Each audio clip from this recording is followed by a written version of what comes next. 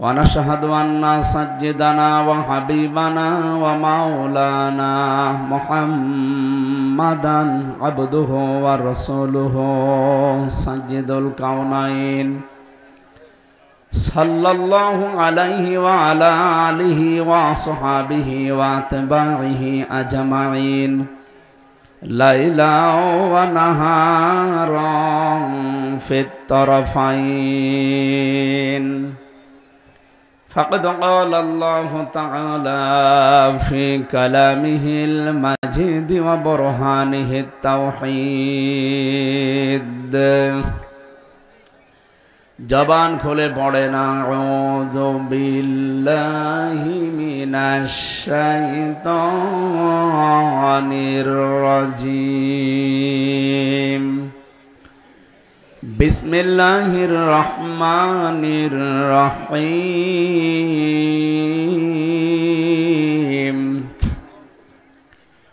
ওয়ালাকাদ আতাইনা দাউদা ওয়া সুলাইমানা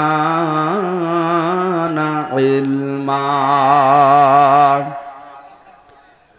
وقال الحمد لله الذي فضلنا على كثير من عباده المؤمنين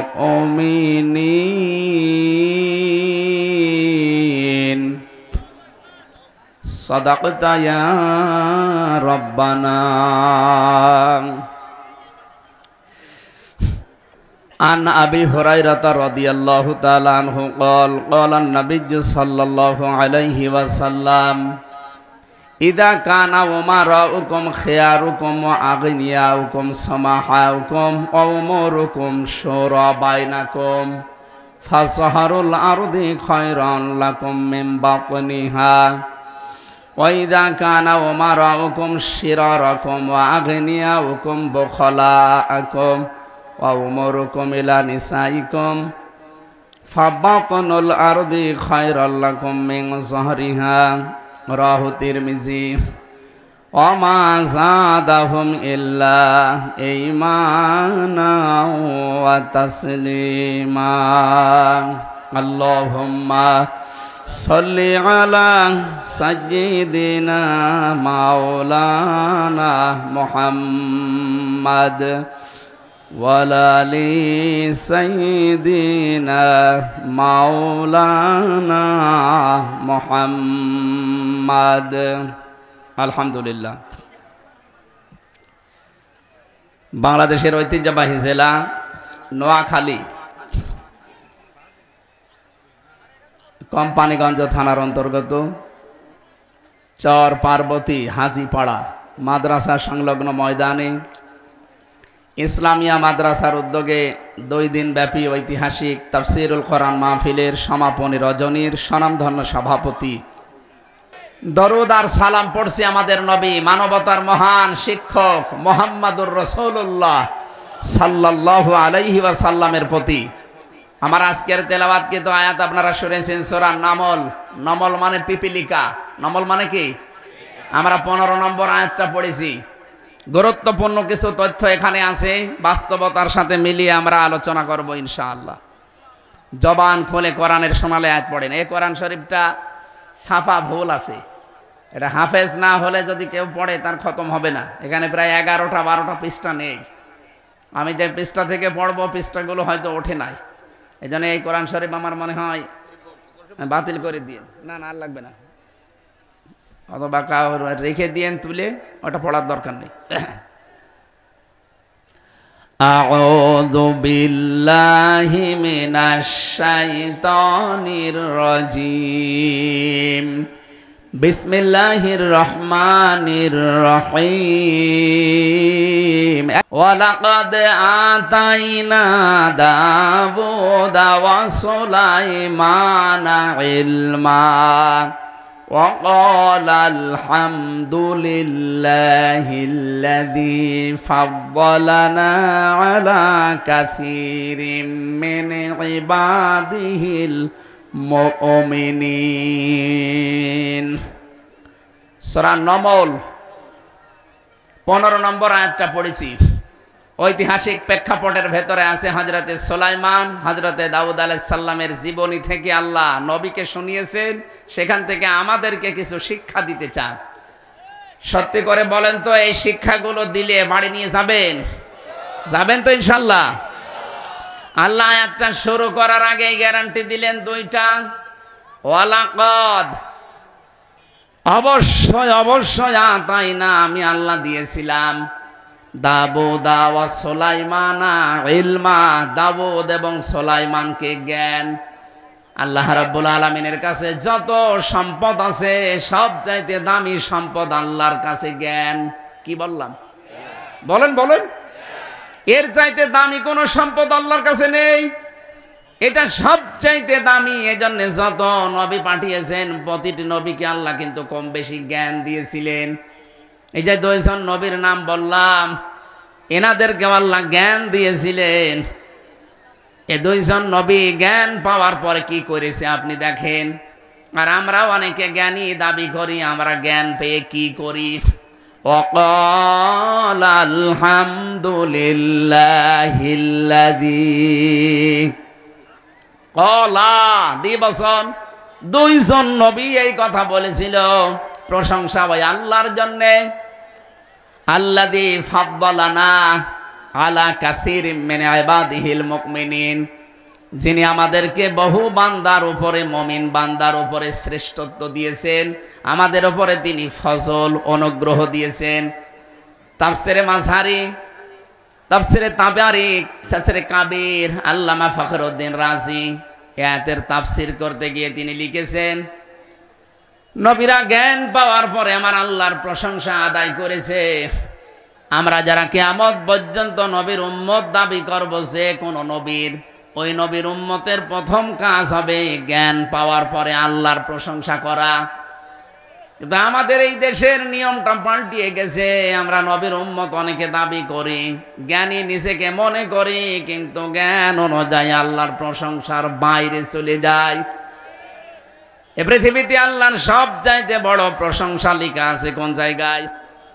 বলেন তো কোথায়? আরো জোরে বলেন। কুল বিফাদলিল্লাহি ওয়া বিরহমাতিহি ফাবিযালিকা ফালিয়াফরাহু হুয়া খায়রুম মিম্মা ইয়াজমাউন। বলেন আল্লাহু আকবার। রাব্বুল আলামিন বলেন, নবী আপনি বলুন, তাম দুনিয়ার মানুষ যা গেইন করে, যা অ্যাচিভ করে, যা অর্জন করে, আনন্দ করে, আমি আল্লাহর কাছে কোরআনে কারীম শ্রেষ্ঠ সম্পদ। সুতরাং কোরআন যারা পেয়েছে তারা যেন আনন্দ করে। কে বলছেন? ওয়া খায়রুম মিম্মা ইয়াজমাউন, তাম দুনিয়া যা পেয়েছে তার তুলনায় আমি আল্লাহর কাছে এই কোরআন শ্রেষ্ঠ। সুতরাং কোরআনের জ্ঞান যারা পেয়েছেন তাদের আমাদের উচিত হবে নবীদের মতো আমার আল্লাহর প্রশংসা দিয়ে শুরু করা। আলা কাসীরিম মিন ইবাদিহিল মুমিনিন, আল্লাহ রাব্বুল আলামিন এই পৃথিবীতে অনেক মুমিন বান্দাদের উপরে আল্লাহ আমাদেরকে এই জ্ঞানের উপরে শ্রেষ্ঠত্ব দিয়েছেন। মানুষের শ্রেষ্ঠত্ব বাড়ে বয়সে না, মানুষের শ্রেষ্ঠত্ব বাড়ে মোটা হওয়ার ভেতরে না, মানুষের শ্রেষ্ঠত্ব বাড়ে জ্ঞানের উপরে। বলেন, ফেরেশতাদের সামনে আল্লাহ একটা ক্লাস নিয়েছিলেন, নিজে শিক্ষক, ছাত্র হচ্ছে আমাদের আদি পিতা হযরতে আদম নবী আলাইহিস সালাম, আর ক্লাসরুম হচ্ছে জান্নাত। রব্বুল আলামিন বলেন, ওয়া আল্লামা আদামাল আসমাআ কুল্লাহা সুম্মা আরাদাহুম আলাল মালাইকা। আমি আদমকে কিছু জিনিসের নাম শিখালাম। এখানে অনেক আলেম আছে হয়তো মনে করেন আমরা যেখানে কিছু জিনিসের নাম মানে আলু, পটল, ঝিঙা, এগুলো না। একটা গুরুত্বপূর্ণ ক্লাসে এই সমস্ত জিনিসের নাম কোন সময় আল্লাহ শিখাতে পারে আপনার মনে হয়? এই সমস্ত জিনিসের নাম ওই ময়দানে ওই ক্লাসে শেখানোর দরকার কি? তাও যেমন তেমন শিক্ষক না, আল্লাহ নিজে সরাসরি শিক্ষক। সুবহানাল্লাহ বলতে পারেন না? এই এদিকে তাকান, হচ্ছে না, এদিকে তাকান। আমি কিন্তু প্রশ্ন করব এখনই। আল্লাহ নিজে শিক্ষক হয়ে ছাত্র হিসাবে একজন নবীর প্রথম মানুষকে জান্নাতের ক্লাসে তিনি ক্লাস করিয়ে যেটা শিখিয়েছিলেন, আধুনিক তাফসির যারা মুফাসসিররা ইনারা লিখতেছেন এটা আলু পটল ঝিঙা বেগুন এগুলোর নাম শুধু না, যত শত জ্ঞান আছে এই পৃথিবীতে, যত ন্যায় এবং অন্যায় এই বিষয়গুলোই এক ক্লাসে আল্লাহ আদমকে শিখিয়ে দিয়েছে। কিন্তু ফেরেশতাদেরকে তো আল্লাহর ওইটা দেয়নি, ওনাদেরকে যে বিষয়ে জ্ঞান দিয়েছে ওইটা ছাড়া ওরা অন্য কিছু আর জানে না। অথচ যত ন্যায় আছে যত অন্যায় আছে সব আল্লাহ এক ক্লাসে আমাদের আদম নবীকে শিখিয়ে দিয়েছেন। সুম্মা আরাদাহুম আলাল মালাইকা, ফেরেশতাদের সামনে বললেন যে এগুলোর নাম বলো দেখি। ফেরেশতারা বলেছে আমরা জানি না। ক্বালু সুবহানাকা লা ইলমা লানা ইল্লা মা আল্লামতানা ইন্নাকা আনতাল আলিমুল হাকিম। বলেন আল্লাহু আকবার। আমার ভাইরা, আয়াতের সামারাইজ এইটা যে জ্ঞানের কারণে আমাদের আদম নবীর দাম আল্লাহ বাড়িয়ে দিয়েছিলেন ফেরেশতাদের উপরে। সেজদা দিতে বলেছে সম্মানজনক এই একটাই মাত্র কারণ, তার জ্ঞান ছিল। কি ছিল? আমাদেরও মর্যাদা সম্মান বাড়ানোর পেছনে একটাই কারণ যে আমাদের জ্ঞান। কিন্তু জ্ঞান অনুযায়ী কোনো মানুষ যদি আমল করতে পারে, কোরআনে কারীম জানিয়েছে ইয়ারফাইল্লাহুল্লাযীনা আমানু মিনকুম ওয়াল্লাযীনা উতুল ইলমা দারাজাত। সূরা মুজাদালার 11 নম্বর আয়াতের মাঝের অংশে আছে আল্লাহ বলেন আমি রফা করি, উচ্চ করি, দিনের পর দিন বাড়াতেই থাকে। এটাও মোজারে, বর্তমান ভবিষ্যৎ, প্রেজেন্ট ফিউচার। দিন যত যাবে তাদের মর্যাদা বাড়তেই থাকবে, যারা ঈমান এনেছে আর যারা ইলম পেয়েছে। সুতরাং আপনি নিজেকে বড় মনে করে আপনার মর্যাদা আপনি বাড়াতে পারবেন না। ঈমান আনা লাগবে, আর ঈমান আনার পরে মাস্ট বি আপনাকে ইলম অর্জন করা লাগবে, জ্ঞান। যেহেতু আদম নবী আলাইহিস সালামকে আল্লাহ প্রথমে জ্ঞানটা দেওয়ার কারণে তার সম্মান বৃদ্ধি করে দিয়েছিলেন। কিয়ামত পর্যন্ত আদমের সন্তান যারা আসবে এরা যদি ঈমান আনার পরে জ্ঞান অনুযায়ী আমল করে, দিন যত যাবে তাদের মর্যাদা বাড়তেই থাকবে। আপনি এই পৃথিবীর দিকে মিলান, যারা জ্ঞান অনুযায়ী আমল করে না, দিন যত যায় তাদের মর্যাদা তত কমতে থাকে। আর যারা জ্ঞান অনুযায়ী আমল করেছে, সামনাসামনি হয়তো গালিগালাজ করে, পেছনে যে বলতে থাকে না লোকটা আসলেই ভালো। আমি আল্লামা দেলাওয়ার হোসাইন সাইদি রহমতুল্লাহ আলাইহির কথা বলছি। এই লোকটা জ্ঞান অনুযায়ী আমল করার কারণে হয়তো জালেমরা সামনাসামনি গালিগালাজ করতো, উল্টা পাল্টা কথা বলতো, পেছনে যে আমি অনেক জালেমের মুখে শুনেছি না লোকটা কিন্তু ভালো। সুবহানাল্লাহ বলতে পারেন না? অথচ বড় বড় অনেক আলেমের নাম শুনি, সামনে যে প্রশংসার ছড়ি একেবারে খুলে বসে, আর পেছনে যে বলে ও তো একটা টাটকানির ভেজাল জালেম। তার জ্ঞান অনুযায়ী আমল নেই, কাজ নেই। এই জন্য তাদের উপরে মানুষের একটা ঘৃণা আল্লাহ তৈরি করে দিয়েছেন। কোন মানুষ যদি তার জ্ঞান অনুযায়ী আমল না করে, কাজ না করে, তখন তার উপরে আমার আল্লাহ ঘৃণা তৈরি করে দেয় সৃষ্টি জগতের ভেতরে। কোন মানুষ যখন জ্ঞানের উপরে আমল করতে চায়, নবীদের মতো দিন যত যাবে তাদের সম্মান আল্লাহ বাড়াতেই থাকবে। কিন্তু জ্ঞানের উপরে আমল করা এই কাজটা বড় কঠিন কাজ। আল্লাহ পাক বলেন ইয়া হাসরাতান আলাল ইবাদ মা ইয়াতিহিম মির রাসূলিন ইল্লা কানু বিহি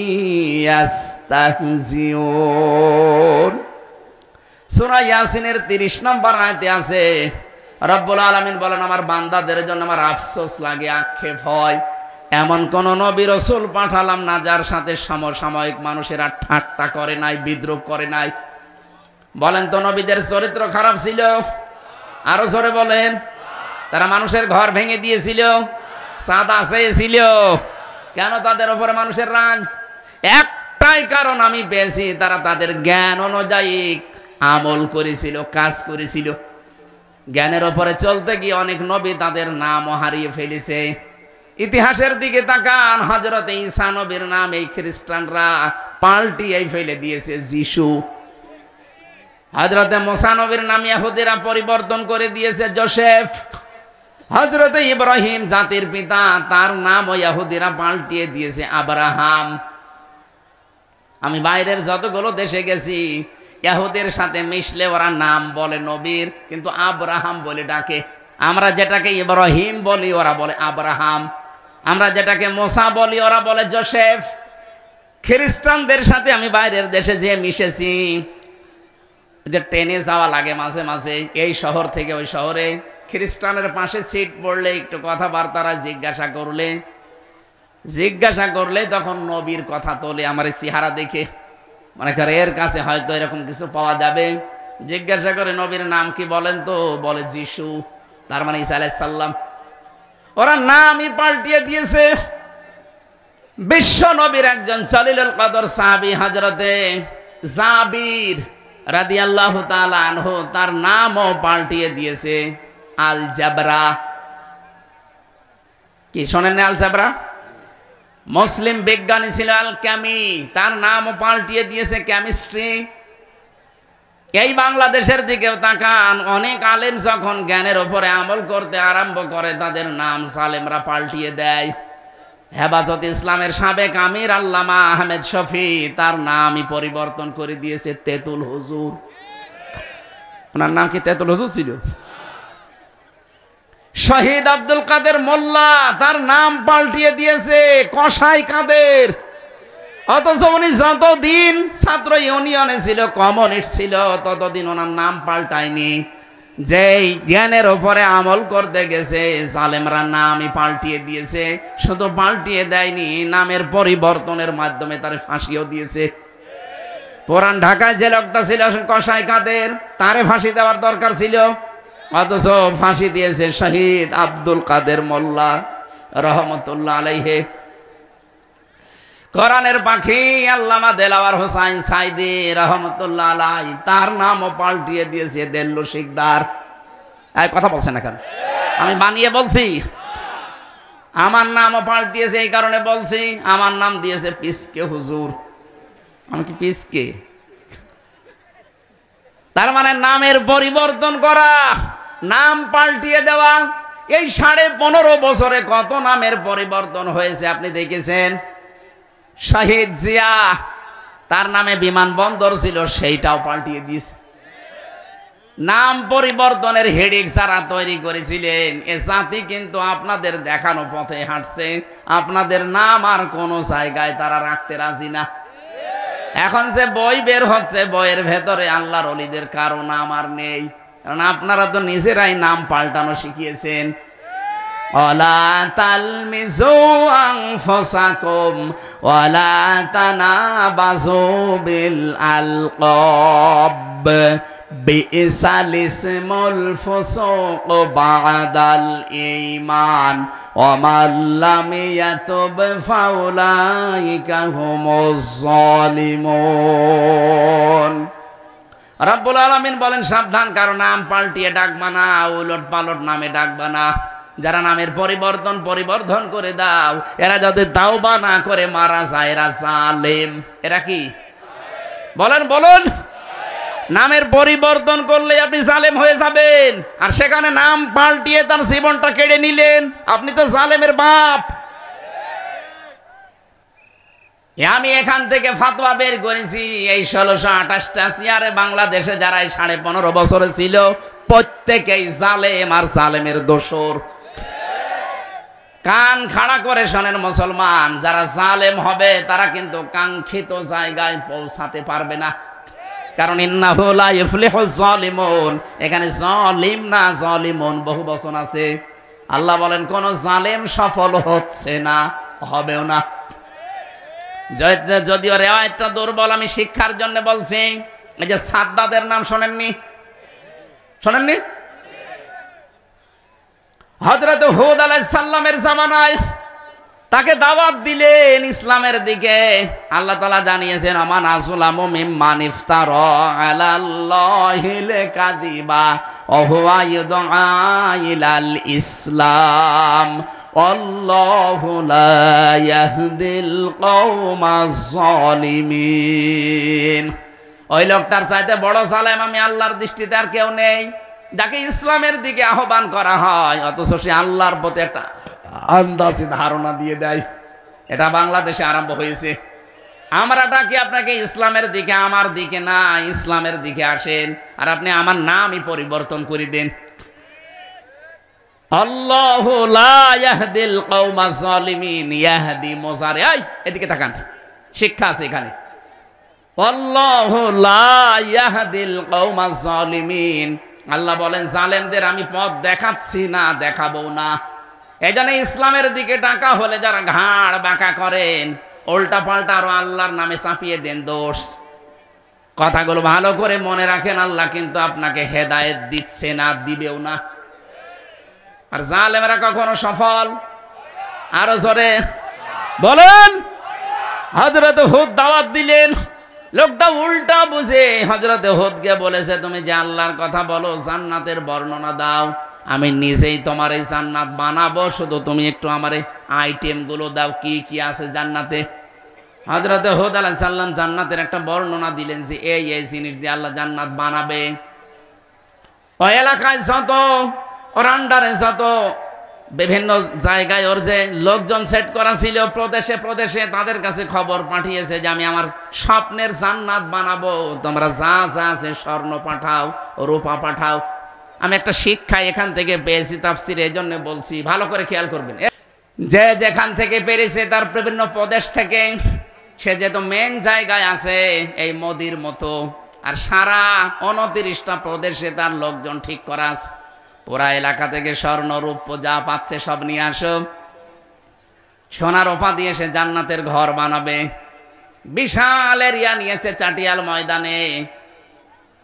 হযরতে হুদ আলাইহিস সালামের কাছে শুধু বর্ণনা শুনেছে জান্নাত এই পাশ থেকে ওই পাশ দেখা যাবে না, ওই রকম ময়দান নিয়েছে যেন এই পাশ থেকে ওই পাশ দেখা না যায়। চারিদিকে স্বর্ণের ইট রূপার ইট দিয়ে ঘিরে নিয়েছে পুরাটা। ভেতরে ঘোড়ার গেলমান লাগবে। এলাকার যুবতী মেয়ে যারা, যুবক ছেলে যারা, এদেরকে চয়েস করে করে সব চাইতে সুন্দর তাদেরকে হুর আর গেলমান বানিয়েছে। ওর পরে এদেরকে বানিয়ে জান্নাত পুরা কমপ্লিট। 22 বছর সময় নিয়ে বানিয়েছে। ঐতিহাসিকরা লিখেছে 22টা বছর সময় লেগেছিল। প্রায় 20,000 মানুষ কাজ করেছে একাধারে, সেখানে যা পেয়েছে। তার নিজের রাজ্যের ভেতরে পেয়াদারা যেখানে যা পায় তাই তো নিয়ে আসে। একটা গরিব বিধবা মেয়ের বিয়ে হয়েছে, তার বাবার কাছ থেকে ওই সময় বেঁচে থাকা অবস্থায় কিছু স্বর্ণ পেয়েছিল। স্বামীটা মারা যাওয়ার কারণে সেইটাই তার শেষ সম্বল, সেটা বেঁচে আছে নিয়ে। হঠাৎ পেয়াদারা বলছে এটা দেওয়া লাগবে, বাদশার স্বপ্ন পূরণ করতে হবে। উনি বলছে না, এটা নেবেন না, এটা আমার জীবনের শেষ সম্বল, এটা নিয়ে অন্তত আমি এখন বেঁচে আছি। বলে না, বাদশার স্বপ্ন পূরণ করা লাগবে, কারো শেষ সম্বল দেখার সময় নেই। জোর করে যখন কেড়ে নিয়েছে তখন ওই মেয়েটা মাটিতে গড়াগড়ি দিয়েছিল, কান্নাকাটি করে করে বরদোয়া দিয়েছে, রব্বুল আলামিন আমার এই শেষ সম্বলটুকু যে কেড়ে নিও, তার স্বপ্ন সাধ তুমি পূরণ হতে দিও না। এখান থেকে আমি কয়েকটা শিক্ষা বের করেছি। কোন মজলুম যদি বরদোয়া দেয়, আর যদি সত্যি মজলুম হয়, সঙ্গে সঙ্গে ওটা আরো সে চলে যায়। কথা বলছেন? আমি নিজের সাক্ষী দেখে যে পিসকে হুজুর যেটা রফিকুল ইসলাম মাদানি, ও কিন্তু মজলুম ছিল ওই সময়। ওরে পুরা উলঙ্গ করেছে এই ডিবি হারুন, হারু আঙ্কেল, পুরা উলঙ্গ করে ওর হাতে সিগারেট ধরিয়ে একটা অর্ধ উলঙ্গ মেয়ে লোকের ঘাড়ের উপরে হাত দিয়ে ছবি তুলেছিল। ও আমার নিজে বলছিল জেলখানায় আমার সাথে ছিল। বলছে ওই সময় অসহায় হয়ে একটা বরদোয়া দিয়ে দিলাম, আল্লাহ আমি এমনিতেই ছোট মানুষ, অসহায়, আমি মাজলুম, যা করলো আমার সাথে তুমি ওর সাথে ওইটা করবা। ঠিক আল্লাহ তারে 3 ইঞ্চি দেখিয়ে দিয়েছে। আরে বাবা, তালি মারছে। এটা দেখায়নি? এখন সারা দুনিয়ায় হাউ আঙ্কেল চেনে না, কিন্তু 3 ইঞ্চি চেনে। কয় ইঞ্চি? আলেমের বরদোয়া এটা। এই মেয়েটা যখন বরদোয়া দিয়েছে রব্বুল আলামিন আমার শেষ সম্বলটুকু ওর কেড়ে নিয়ে গেল, ওর স্বপ্নর স্বাদ যেন পূরণ না হয়। যেহেতু মজলুমের দোয়ার সঙ্গে সঙ্গে আরো সে চলে যায়, আমার আল্লাহ ওই মেয়েটার দোয়া কবুল করে নিয়েছে। মাঝখান থেকে ও জালেম তো জানে না যে কার বরদোয়ায় কি হচ্ছে।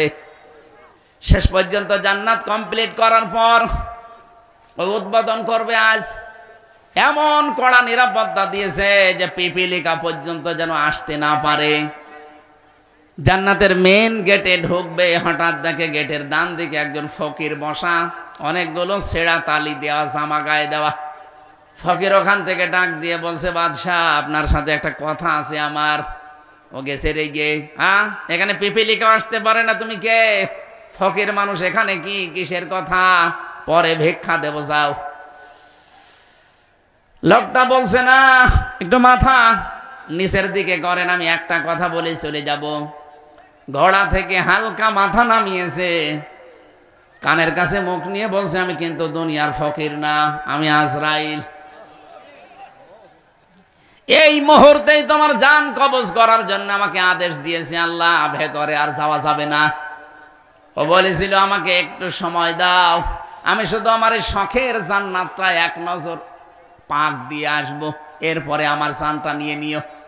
হযরতে আজরাইল বলেছে, না, ইযা জাআ আজালুহুম লা ইস্তাখিরুনা সাআতাও ওয়া লা ইস্তাকদিমুন। যখন যার সময় এসে যাবে তাকে আর 1 সেকেন্ড আগেও না পরেও না, সময় আর নেই, ভেতরে যাওয়া যাবে না। সাদ্দাত কিন্তু জোর করে, আমি লেখা পেয়েছি তাফসিরে, ও জোর করে ঘোড়ার পিঠ থেকে জান্নাতের ওই চৌকাঠ স্পর্শ করার জন্য লাফ দিয়েছিল। চৌকাঠ পাওয়ার আগেই ঘোড়ার পিঠ থেকে পড়ে গেছে জান্নাতের বাইরে। মুফাসসিরিন ইকরাম কয়েকটা শিক্ষা এখান থেকে দিতে চেয়েছেন। ও যে জান্নাতের চৌকাঠ পর্যন্ত পৌঁছাতে পারে নাই, কারণ ওই মহিলাটার বরদোয়া। ওই অসহায় নির্যাতিত মেয়েটা বরদোয়া দিয়েছিল, আল্লাহ আমার শেষ সম্বল যে কেড়ে নিল, তাকে তার স্বপ্ন স্বাদ পূরণ করতে দিও না। আমার আল্লাহ কিন্তু ওইটা শুনেছেন এবং কবুলও করে নিয়েছেন। এই 15.5 বছরে কত মানুষের আর্তনাদ, কত মানুষের চোখের পানি। আরে ভাই, আমি তো ভিকটিম, আমি নিজে জানি। রাতের বেলা যখন পিটাতো, এমনিতেই মাটির নিচে, এমনিতেই আয়না ঘর, যার নাম শোনেন আয়না ঘর, এরপরে মাটির নিচে অন্ধকার, এরপরে এসে আন্দাজে পিটায়। 2-3 জন মিলে 4-5 ঘন্টা পিটাতে আছে। একেবারে যখন নিস্তেজ হয়ে যায় যে মরে যাবে, তখন ওদের কাছে ইনজেকশন আছে, এমন একটা ইনজেকশন দেয় আপনি নড়ে উঠবেন, আবার পিটাবে। হঠাৎ রাত 12টা-1টার সময় 4-5 জন মুখোশধারী মানুষ, চেনা যায় না, মুখ বাঁধা, এসে বলে, ওঠেন। কি, কোথায়? ওঠেন, আপনাকে তুলে নিয়ে চোখ বেঁধে দেবে, হাত বেঁধে দিয়ে পা বেঁধে গাড়ির ভেতরে নিয়ে কালো কাঁচ আটকিয়ে দেবে। সারা রাত ঘুরবে, শুধু ঘুরতেই থাকবে, ঘুরতেই থাকবে, কোথায় কোথায় নিয়ে যায় কেউ জানে না। হঠাৎ রাত 3টা-4টা যখন বাজে, ফজরের আজানের আগে আগে, আপনি দেখবেন আপনি গাজীপুর জঙ্গলে, কি এখানে কি, অথবা দেখবেন টাঙ্গাইলের মধুপুর, ওই যে বিশাল জঙ্গল, ওখানে চোখ খুলেই বলবেন যে এখানে কি আমার, বলবে তোমারে ছেড়ে দিলাম, যাও। ও তো মনে করবে যে আমার জীবনটা বেঁচে গেল, সেই দৌড় দেবে, পেছন দিক থেকে গুলি করে বলবে সকালে যে ক্রস ফায়ারে মরে গেছে। এই চলছিল, আপনি টের পান, আমি নিজে দেখেছি, এই চলছিল। কত মানুষের চোখের পানি, কত মানুষের রক্ত, আর্তনাদ, শব্দ মিলিয়ে আছে এই জালেমের পতনের পেছনে। আপনি জানেন ওর 41 সালের স্বপ্ন স্বাদ পূরণ হতে দেয়নি এই মাজলুমের বরদোয়া। সাদ্দাদের স্বপ্ন পূরণ হতে দেয়নি ওই মহিলার বরদোয়া। আর দেশে হাজারো মায়ের বরদোয়া লেগে আছে এই জালেমের চেয়ারের পেছনে। জালেমদের স্বপ্ন কখনো পূরণ হয় না, হলে আল্লাহ কোরআনের আয়াত মিথ্যা হয়ে যাবে। কথা বলছেন এখন? হ্যাঁ, সাময়িক জালেমকে আল্লাহ ছাড় দেয়, কিন্তু ছেড়ে দেবে না। বলেন। এই জন্য আমরা সামনে যদি কেউ আসেন, জালেম যেন হবেন না। যে আশা নিয়ে আসতেছে জীবনও আপনার আশা পূরণ হবে না। আশা যদি পূরণই হয়ে যায় জালেমদের, তাহলে কোরআনে আল্লাহ আয়াত দিত না, ইন্নাহু লা ইউফলিহুজ জালিমুন। সূরা ইউসুফ 12 নম্বর পারা 17 নম্বর পৃষ্ঠা 3 নম্বর লাইনে আছে, 22 নম্বর আয়াতের শেষের দিকে। এত দলিল দিয়েও যদি কারো মন খারাপ হয় যে না আমি সফল হব, আপনি হন, দেখি আল্লাহ পারে না আপনি পারেন। আমি যে জ্ঞানের কথা তুলেছিলাম, নবীরা জ্ঞান পাওয়ার পরে তারা আল্লাহর শুকরিয়া আদায় করেছে আর বলেছে আল্লাহ তুমি আলেম, তুমি মুমিন বান্দাদের উপরে আমাদেরকে তুমি মর্যাদা দিয়েছো, এই জন্য আমরা শুকরিয়া আদায় করলাম। আর আমরা অনেক জ্ঞান পাপীকে দেখতে পাচ্ছি আল্লাহর শুকরিয়া আদায়ের বাইরে তারা শয়তানের শুকরিয়া আদায় করছে। এই যে মিন ইবাদিহিল মুমিনিন, মুমিনদের মুমিন বান্দাদের উপরে তুমি আমাদেরকে ফজল দিয়েছো, আমাদের মর্যাদা দিয়েছো। এখানে আমার প্রশ্ন হচ্ছে মুমিন শব্দটা নিয়ে, আমরা কি আসলেই মুমিন? হ্যাঁ, কথা বুঝে শুনে বলবেন, আমরা কি আসলেই মুমিন? না না, মুমিন হতে হলে ঈমান আনতে হয়। আমরা তো ঈমান আনি নাই, আমরা ঈমান পেয়েছি। বাপ দাদা পূর্বপুরুষ মুসলমান ছিল, ওই বংশে আসার কারণে আমিও মুমিন। আমি ঈমান আনলাম কবে? কোরআন শরীফে পুরাটা পড়ে দেখেন, কোন জায়গায় ঈমান যারা পেয়েছো তাদেরকে আমি বলছি এ কথা পাবেন না। যেখানেই দেখবেন যারা ঈমান এনেছো, ঈমান ইন্নাল্লাযীনা আমানু ওয়া আমিলুস সালিহাত, যারা ঈমান এনেছো তাদের কথা বলা হচ্ছে। সাহাবায়ে কেরাম ঈমান পেয়েছিলেন না ঈমান এনেছিলেন? বাংলার মুসলমানেরা ঈমান আনতে হলে কিন্তু আগে একটা কাজ করা লাগে, তার নাম তাগুত ছেড়ে দেওয়া লাগে। কি কথা বুঝতেছেন? আপনি তাগুত ছেড়ে দিয়ে যদি ঈমানের দাবি করেন আপনি মুমিন, তাহলে আপনার ঈমানটা টিকিয়ে রাখতে পারবেন। আর তাগুত ছেড়ে না দিয়ে যদি ঈমানের দাবি করেন, ঝড় আসলে আপনার ঈমানও লিবে যাবে। আমি এটা বানালাম, ফামা ইয়াকফুর বিত-তাগুতি ওয়া ইউমিন বিল্লাহ ফাকাদ ইসতামসাকা বিল উরওয়াতিল ওয়াসকা লা ইনফিসামা লাহা ওয়াল্লাহু সামিউন আলিম।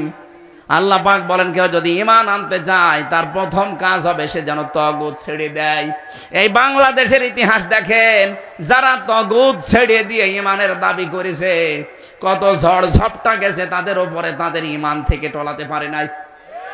ডাক্তার শফিকুল ইসলাম মাসুদ তার একজন 57 দিন রংটা রিমান্ডে ছিল। আমি তো নিজে দেখেছি, এ সমস্ত জায়গা ওনার কিচ্ছু নেই, সব হাড় গোড় একেবারে গুঁড়ো করে ফেলেছে জালেমরা। দেলাওয়ার ভাই ছিল শিবিরের সাবেক সভাপতি, তার গরম করে ওনার লজ্জা স্থান দিয়ে ঢুকিয়েছে। যারা ঢুকিয়েছে তারা আমারও রিমান্ডে ছিল, আমাকে বলছিল এসে যে দেলাওয়ারকে লাথি দিয়েছি একেবারে ফুটবলের মতো। তার গরম করার পরে যখন আগুনের মতো লাল টকটক করে, তখন ওর লজ্জা স্থানের ভেতর 3-4 জন চেপে ধরে ঢুকিয়েছে। ওর পুরুষাঙ্গ নষ্ট হয়ে গেছে, যদি আল্লাহ চিকিৎসার মাধ্যমে পরবর্তীতে আল্লাহ ফেরত দিয়ে দিয়েছে। 57 দিন যে লোকটা রিমান্ডে পড়ে আছে, দেখেননি তার চিহ্নগুলো? পুলিশের কাঁধে যখন নিয়েছে তো আমরা দেখতাম পুলিশ পর্যন্ত হাউমাউ করে কাঁদছে, কিন্তু কিছু করার নেই। এত বড় কঠিন মুহূর্তের পরেও জালেমরা তাকে এক চুল পরিমাণ টলাতে পারে নাই। আরে ভাই, আমি তো বাস্তব কথা বলছি। আপনি ঈমান এনেছেন তাগুত ছেড়ে না দিয়ে, এই জন্য নোয়াখালীতে ঝড় ওঠে, এখানে আপনার বাতি লিবে যায়। আপনি যদি তাগুত ছেড়ে দিয়ে ঈমান আনতেন, সামাম দুনিয়ায় একদিকে গেল আপনাকে কেউ টলাতে পারতো না। আল্লামা সাঈদীকে টলাতে পেরেছে না? কত অফার দিয়েছিল জালেমরা, আমি নিজে তো তার সাথে ছিলাম। আমার মাঝে আমি একদিন তার সাথে দেখা হয়েছিল, 10 মিনিটের জন্য কয়েকটা উপদেশ আমাকে দিয়েছিল। আমি দেখেছিলাম লোকটার ঈমান কি। তাকে বলেছিল আপনি শুধু দলটা ছেড়ে দিয়ে নিজে একটা দল গঠন করেন, নিজে আপনি পীর হয়ে যান, নিজে ওই দলের সভাপতি হন, যা লাগে আমরা আপনাকে দেব, আপনার মুরিদ কত হয় আপনি শুধু দেখবেন।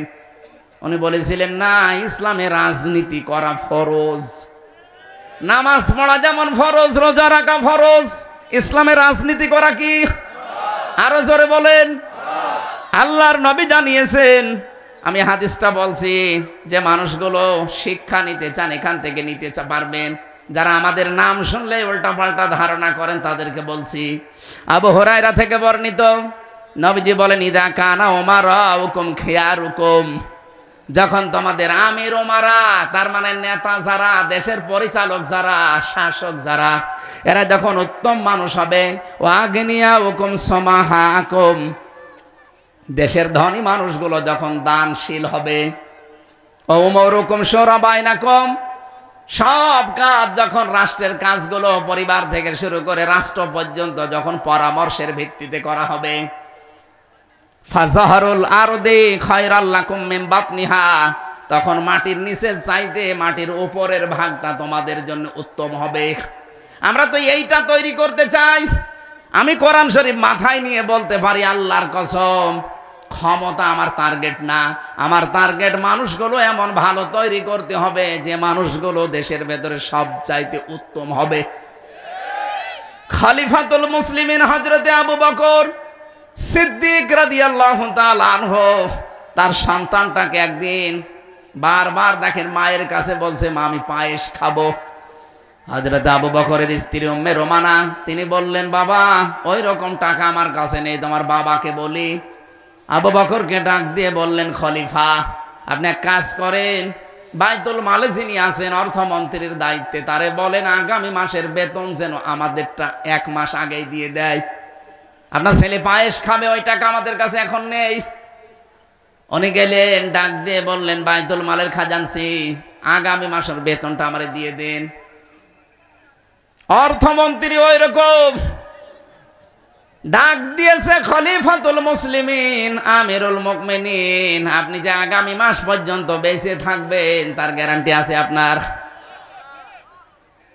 আপনি আগামী মাস পর্যন্ত চেয়ারে আপনাকে জনগণ রাখবে, সেই গ্যারান্টি আপনি পেলেন কোথায়? আপনি যে 1 মাস আগে অ্যাডভান্স বেতন চান, আমি কি দেখে দেব? একটাও তো গ্যারান্টি নেই। সামনে 1 মাস জনগণ আপনাকে নাও রাখতে পারে, 2 নম্বরে আপনি 1 মাস নাও বাঁচতে পারেন। সুতরাং আমি পারবো না, কোনো গ্যারান্টি তো আপনি দিতে পারেন না। মানে মাথা নিচু করে চলে আসলেন, স্ত্রীকে বললেন যে এই জবাব দিয়েছে হবে না। স্ত্রীও ছিল ওই মানের, তিনি বললেন, ঠিক আছে স্বামী, আপনার উপরে কোনো অভিযোগ অনুযোগ আমার নেই। যা আসতো রাষ্ট্রের তরফ থেকে ভাতা হিসাবে, ওখান থেকে 1 মোট 1.5 মোট 2 মোট করে বাঁচিয়ে রাখতেন আটা। 15 দিন পরে প্রায় 2 কেজি মতো আটা বেঁচে গেছে। প্রতিবেশীর কাছে বিক্রি করে ওইটা দিয়ে পায়েস বানিয়েছে। দুপুরবেলা সন্তানকে খাবার দিয়েছে। হযরত আবু বকর এসে দেখে পায়েস খায়, ডাক দিয়ে বললেন, স্ত্রী পেলে কোথায়? জবাব দিয়েছে যে এইভাবে আমি বানিয়েছি। উনি সঙ্গে সঙ্গে গেলেন বাইতুল মালে, খাজানচিকে ডাক দিয়ে বললেন, দেখো আগামী মাস থেকে আমার যদি মাসে মাসে 12,000 টাকা বেতন দাও, তে 2,000 টাকা কম দিবা। আমি দেখলাম যে 2,000 টাকা কম হলেও আমার সংসার চলবে।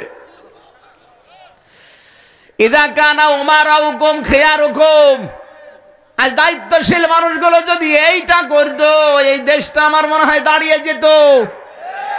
আমরা শুধু উপরে উপরে দেখতে পাচ্ছি মেগা মেগা, কিসের মেগা? মেগা ডাকাতি হয়েছে। এক পদ্মা সেতু 32,000 কোটি টাকা খরচ। আমি হিসাব করে দেখেছি, যারা জানে ও বিষয়ে তাদের সাথে 4টা পদ্মা সেতু বানানো যেত ওই টাকা দিয়ে। প্রতি মাসে বছরে বছরে, এই 15.5 বছরে প্রতি বছরে 42,000 কোটি টাকা পাচার হয়েছে বিদেশে। একজনের নাম আমরা শুনে গালিগালাজ করে শুধু, কিন্তু তার বোনটা এই যে রেহানা, এই মহিলাও 62,000 কোটি টাকা শুধু ওই পাবনার রূপপুর পারমাণবিক কেন্দ্র থেকে আত্মসাৎ করেছে। তার পরিবারের কোনটা ভালো আপনি একটা দেখান। তার সাথে যারাই সংস্পর্শে ছিল তারাই শুধু মারিং কাটিং। বাড়ির সংখ্যা শুনলাম 620টা। আমি কালকে পটুয়াখালী ছিলাম, সেখানে ওই লোকটা মারা গেছে, মাত্র 5 বছর ক্ষমতায় ছিল। 780 বিঘা জমির মালিক সেই লোকটা। অথচ নির্বাচনে যখন দাঁড়ায় তখন ইস্তেহারে জমা দিয়েছিল যে আমার জমির সংখ্যা মাত্র 5.5 বিঘা। 5.5 বিঘা জমি থেকে 780 বিঘা জমি ফেরেশতারা সব দিয়েছে। আমরা তো হাদিসটা মানতে চাচ্ছি। দ্বিতীয় নম্বর পয়েন্টে ছিল ইদা কানা উমারুকুম খিরারাকুম, যখন দেখবে তোমাদের আমির ওমারা শাসক গোষ্ঠী যারা জমিনের ভেতরে সবচাইতে নিকৃষ্ট চরিত্রের তারা, আসলে আমরা তাই পেয়েছি। এই যে দরবেশের নাম বললে আমার কেমন যেন ঘিন ঘিন করে গায়ের ভেতরে। এত বড় একটা দরবেশ, এত বড় দাড়ি, আর ৩৬,০০০ কোটি টাকা মারিং কাটিং করিস। দরবেশি যদি এই করে তাহলে ধরবেশ যেগুলো। ২ নম্বরে নবীজি বলেন আগনিয়া হুকুম বখালাকুম, যখন দেখবে ধনী মানুষগুলো কৃপণ হয়ে গেছে, এখন ধনী মানুষগুলো অনেকে কৃপণতা করছেন, এটা আস্তে আস্তে চরিত্র বদলান। ৩ নম্বরে বাবু মরুকুমিলা নিসাইকুম, যখন দেখবে এই পৃথিবীতে যত কাজকর্ম সব মেয়েদের পরামর্শ মতো করা হচ্ছে। এই কথা বলে না কেন? আস্তাকান ইউনিয়ন থেকে শুরু করে একেবারে সংসদ পর্যন্ত সব জায়গায় মেয়ে লোককে এমন এমন এমন ভাবে তৈরি করে দিয়েছে, কিছু করলে তাদের পরামর্শ ছাড়া পারবেন না। নবীজি বলেন শেষ কথা হচ্ছে ফাবাতনুল আরদি খায়রাল্লাকুম মিন যাহরিহা, তখন তোমাদের জন্য জমিনের উপরের ভাগের চাইতে জমিনের নিচের ভাগ, তার মানে কবরই ভালো হবে। আমার মনে হচ্ছিল এই 15.5 বছরে আমাদের জীবনে এরকম সময় এসে গিয়েছিল। আল্লাহ যেন পাল্টিয়ে দিয়েছে নিজের কুদরতি হাত দিয়ে। আল্লাহ যেন জমিনের নিচের অংশের ছাড়া উপরের অংশ আমাদের জন্য উত্তম বানিয়ে দেন। বলেন আমিন। এই হাদিসটা মানা লাগবে। যখন দেশের শাসক গোষ্ঠী হবে সবচাইতে উত্তম চরিত্রের, যখন দেশের ধনী মানুষগুলো দানশীল হবে, যখন সব কাজ রাষ্ট্রের কাজগুলো পরিবারের কাজগুলো যখন পরামর্শের ভিত্তিতে করা হবে, তখন দেখবেন এই জমিনটা একটা মিনি জান্নাত হয়ে গেছে। বলেন সুবহানাল্লাহ। এই জন্য ঈমান আনতে হলে আমাদেরকে তাগুত ছেড়ে দিয়ে ঈমানের দাবি করলে ওইটা টিকে থাকতে পারবেন। আর তাগুত ছেড়ে না দিয়ে যদি ঈমানের দাবি করেন ওই মাওলানা রুহুল আমিনের মতো, মাওলানা ফরিদউদ্দিন মাসুদের মতো, শুধু বাতাস পাল্টাবে আপনিও পাল্টিয়ে যাবেন। কি আমি কি কথা বোঝাতে পেরেছি না? নাকি নাম ধরা লাগবে? আমি তো নাম ধরেই ফেলেছি, যে আমি উদাহরণ দিয়ে বোঝালাম। এরপরও আপনি যদি বলেন না এটা হচ্ছে না, বলেন আপনি কোনটা হবে বলেন। বাস্তবে দেখালাম আপনাকে, যারা তাগুত ছেড়ে দিয়ে ঈমান এনেছিল এত ঝড় ঝপটা গেছে, ঝঞ্ঝা বিক্ষুব্ধ পৃথিবীতে তাদেরকে এক চুল টলাতে পারে নাই। কিন্তু যে মানুষগুলো তাগুত ছেড়ে না দিয়ে ঈমানের দাবি করেছিল, মানুষগুলো ঈমানই এখন আর টিকাতে পারে না। শুধু একটু ভয় দেখাবেন উল্টিয়ে যাবে। এই জন্য সুলাইমান নবী বলেছিল রব্বুল আলামিন তুমি আমাদেরকে মুমিন বান্দাদের উপরে ফজল দিয়েছো, ফাদদালানা আলা কাসীরিম মিন ইবাদিহিল মুমিনিন ওয়া ওয়ারিসা সুলাইমান ওয়া দাউদ। সুলাইমানকে আমি দাউদের উত্তরাধিকারী বানিয়েছি। ওয়াকালা ইয়া আইয়ুহান্নাস, হযরতে সুলাইমান ডাক দিয়েছিল মানব মণ্ডলী, উল্লিমনা মানতিকাত তায়রি ওয়া উতিনা মিন কুল্লি শাই ইন্না হাযা লাহুয়াল ফাদলুল মুবিন। হে পৃথিবীর মানব মণ্ডলী, আমার 2টা কথা তোমরা কান দিয়ে শোনো। 1 নম্বরে আল্লাহ রাব্বুল আলামিন আমাকে যত পশু পাখি বানিয়েছেন তাদের ভাষা বোঝার মতো একটা যোগ্যতা দিয়েছেন। এটা একটা নিয়ামত। এটা কি? দুনিয়ায় যত নিয়ামত আছে আল্লাহ আমাকে সবগুলোই দিয়েছেন। প্রথমে পাখির কথাটা আলাদা বললেন, যে পাখির ভাষা এটা আল্লাহ আমাকে শিক্ষা দিয়েছেন। এটা বলার পরে যেন অহংকার চলে আসে না নিচের ভেতরে, এই জন্য নিচের দিকে তিনি জানিয়েছেন ইন্না হাযা লাহুয়াল ফাদলুল মুবিন। এটা স্পষ্ট আমি আল্লাহর, আমার আল্লাহর পক্ষ থেকে আমার প্রতি একটা বিশেষ নিয়ামত, ফজল, অনুগ্রহ।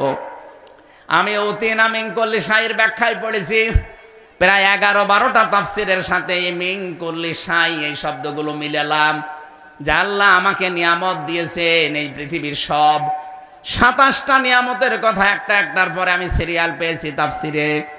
1 নম্বরে হযরতে সুলাইমান নবী যে নিয়ামতের কথা বললেন সেটার নাম হচ্ছে ক্ষমতা। ক্ষমতা নিয়ামত কার? আরো জোরে বলেন। এই দুনিয়াতে যেই কয়জন নবী ক্ষমতায় ছিলেন, তাও এই বাংলাদেশের মতো জায়গা না, ভারতের মতো জায়গা না, তামাম দুনিয়া চালিয়েছেন, তার ভেতরে সুলাইমান একজন। কথা বলে না কেন? তার মানে নবীরা, নবীর উত্তরাধিকারীরা যারা ক্ষমতা চালাবে, ক্ষমতায় বসবে, এটা কিন্তু বানানো কথা না, কোরআনের কথা। আপনি যারা বনি ইসরায়েলের 80 নাম্বার আয়াতটা বাংলাতে বাড়িতে যে মিলাবেন তাফসীর সহ, হযরতে রাসূলকে যেদিন হিজরত করার জন্য আল্লাহ আদেশ দিলেন, বললেন দাঁড়ান, আপনি আমার কাছে 3টা দোয়া এখন করবেন। আকুর রব্বি আদখিলনি মাদখালা সিদকিও ওয়া আখরিজনি মাখরাজা সিদকিও ওয়াজআলনি মিন লাদুনকা সুলতানান নাসীরা। 1 নম্বরে আমাকে বলেন, হে আল্লাহ তুমি আমাকে নিরাপদে বের করে দিও বাড়ি থেকে। 2 নম্বরে বলেন, এখান থেকে একেবারে মদিনা পর্যন্ত পুরো রাস্তাটা নিরাপদ করে দিও। 3 নম্বরে বলেন, মদিনায় যাবার পরে আমার একটা রাষ্ট্র ক্ষমতা দিও যার ভেতরে তোমার সাহায্য থাকে। বলেন তো দোয়া কবুল করবেন কে? শিখিয়ে দিচ্ছেন কে? তার মানে যিনি শিখিয়ে দিচ্ছেন তিনি 100% কবুল করবেন বলে শিখাচ্ছেন। তিনি যদি বলেন আমার কাছে রাষ্ট্র ক্ষমতা চাও, তে আমরা যারা নবীর ওয়ারিস, খালি হলো মিলাদ পড়ে বেড়াবার, মসজিদে ইমামতি করব, কোথায় পেয়েছেন আপনি? আমরা তো চাই নবীদের মতো এই দেশ, এই পৃথিবীকে আমরাও কোরআনে কারিম দিয়ে শাসন করি। এটা একটা নিয়ামত। এই নিয়ামতের দিকে আমরা যারা এগিয়ে যেতে চাই, আসতে চাই, তাদের নামে আপনি ধর্ম ব্যবসায়ী লাগাতে চান। আমি জানি, এখন বুঝে গেছি আয়াত অনুযায়ী আপনি নবীদের শত্রু। কথা বলেন না কেন? হযরতে সুলাইমান আলাইহিস সালামের 27টা পয়েন্টের ভেতরে 1ম নাম্বার বললেন, আমাকে যত নিয়ামত দেওয়া হয়েছে তার 1ম নাম্বার নিয়ামতে যে আল্লাহ তুমি আমাকে রাষ্ট্র ক্ষমতা দিয়েছো। এর পরবর্তীতে ওয়াহশির আলী সুলাইমান আদা মিনাল জিন্নি ওয়াল ইনসি ওয়াত তায়রি ফাহুম ইউসাউন। তিনি যেহেতু বিশাল ক্ষমতার অধিকারী, তার মানুষ, জিন এবং পাখিদের বহর ছিল, সামনে নিয়ে যাচ্ছিলেন।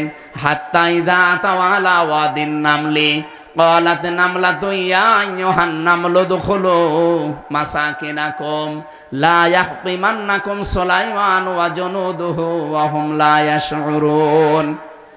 হযরতে সুলাইমান বিশাল বহর নিয়ে যখন বের হলেন, দেখলেন রাস্তার পাশে একটা পিপিলিকার চাক। পিপিলিকার বড় যেটা মাথা মোটা, ওইটা একটু নিজের পাখার উপরে, ঠ্যাঙের উপরে ভর দিয়ে দাঁড়িয়ে জাতিকে সতর্ক করছে, হে আমার পিপিলিকার দলেরা, তাড়াতাড়ি গর্তের ভেতরে, বাসার ভেতরে প্রবেশ করো।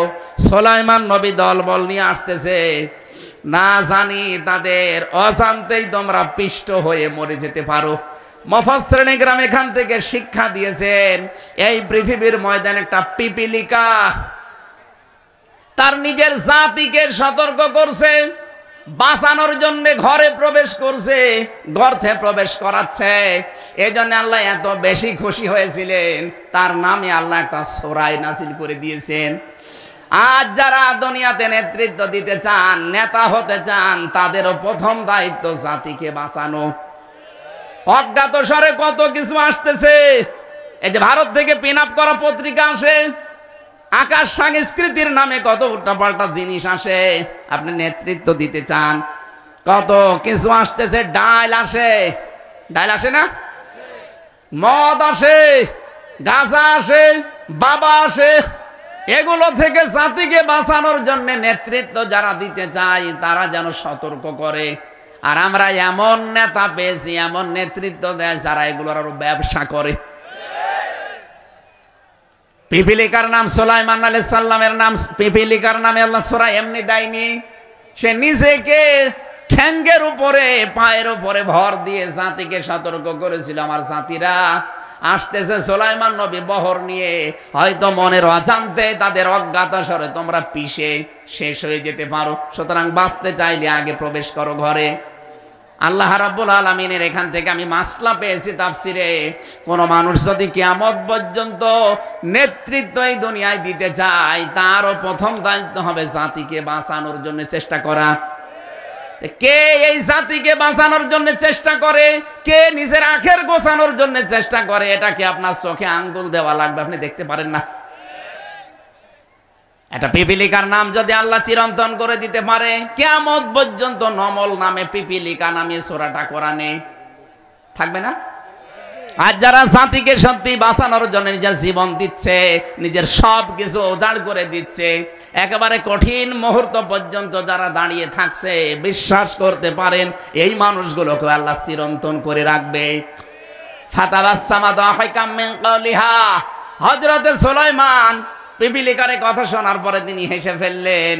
তাবাসসুম মানে মৃদু হাসি, তিনি মৃদু হাসলেন আর পিপিলিকাকে হাতের উপরে তুলে নিলেন।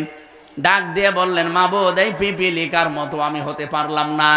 আকালা রব্বি আউজি'নি আন আশকুরা নি'মাতাকা আল্লাতী আন'আমতা আলাইয়া ওয়া আলা ওয়ালিদাইয়া ওয়া আন আ'মালা সালিহান তারদাহু ওয়া আসলিহ লি ফি ইবাদিকাস সালিহিন। বলেন আল্লাহু আকবার। হযরত সুলাইমান চারটা দোয়া করেছিলেন একটা পিপিলিকার কাছ থেকে শিক্ষা নিয়ে। তিনি ডাক দিয়ে বললেন, রব্বুল আলামিন, আমি যেন এখন থেকে তোমার শুকরগুজারি বান্দা হতে পারি। তোমার শুকরিয়া আদায় করার পরে আমি আল্লাহ নাম দিয়ে দিলাম ওয়ালি ওয়ালিদাইকা, আমার বাবা মার প্রতি যেন আমি কৃতজ্ঞ থাকতে পারি। কোরআন শরীফের ভেতরে আপনি তিনটা আয়াত পাবেন, তিনটার সাথে তিনটা রিলেটেড করা আছে, সম্পর্কিত করা আছে। যেখানে আল্লাহর শুকরিয়া আদায় পাবেন, সঙ্গে সঙ্গে দেখবেন আল্লাহর পরেই মা বাবার নাম দেওয়া আছে। তার মানে আল্লাহর শুকরিয়া যদি কেউ আদায় করে, মা বাবার খেদমত না করে, সে যেন আল্লাহর শুকরিয়া আদায় করে না। যেখানে আপনি ইতাআতের কথা পাবেন, সেখানে দেখবেন আতিউল্লাহ ওয়া আতিউর রাসূলা, আল্লাহর ইতাআত করো, রাসূলের ইতাআত করো। আল্লাহর কথা মানেন, রাসূলের কথা মানেন না, আপনি বুঝবেন আপনি আল্লাহকেও মানেন না। কোরআন এভাবে তিনটা বিষয় সাজিয়ে দিয়েছে, আনিশকুরলি ওয়ালি ওয়ালিদাইকা, আমি আল্লাহর শুকরিয়া আদায় করছি এবং আমার মা বাবার শুকরিয়া আদায় করছি। 3 নম্বরে যেখানে আপনি নামাজের কথা দেখবেন, সঙ্গে সঙ্গে দেখবেন যাকাতের কথা। আকিমুস সালাতা ওয়া আতুজ যাকাত, যারা নামাজ পড়ে এবং যাকাত দেয়, মুফাসসির বলেছেন যারা নামাজ পড়ে কিন্তু যাকাত দেয় না, সম্পদ থাকার পরে ওরা যেন নামাজও পড়ে না। এখানে আল্লাহর শুকরিয়া আদায়ের পাশাপাশি তিনি বললেন, আল্লাহ, আমি মা বাবার প্রতি যেন কৃতজ্ঞ থাকি। এত মর্যাদা মা বাবার।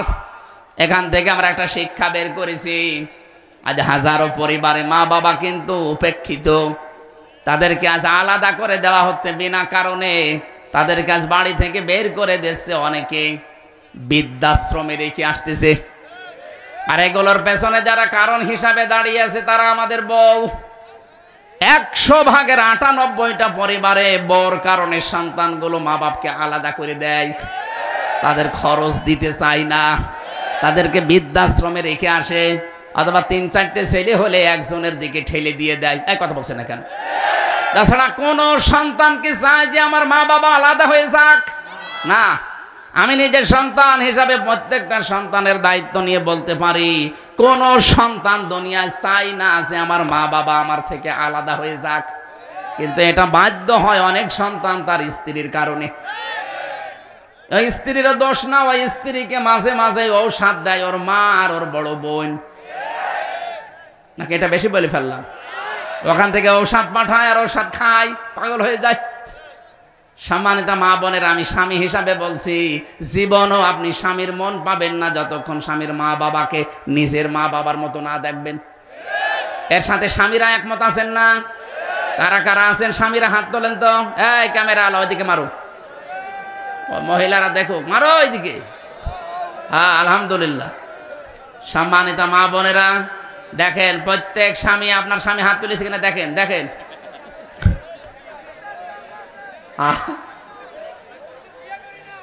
বিয়ে না করলে হাত তোলার দরকার নেই।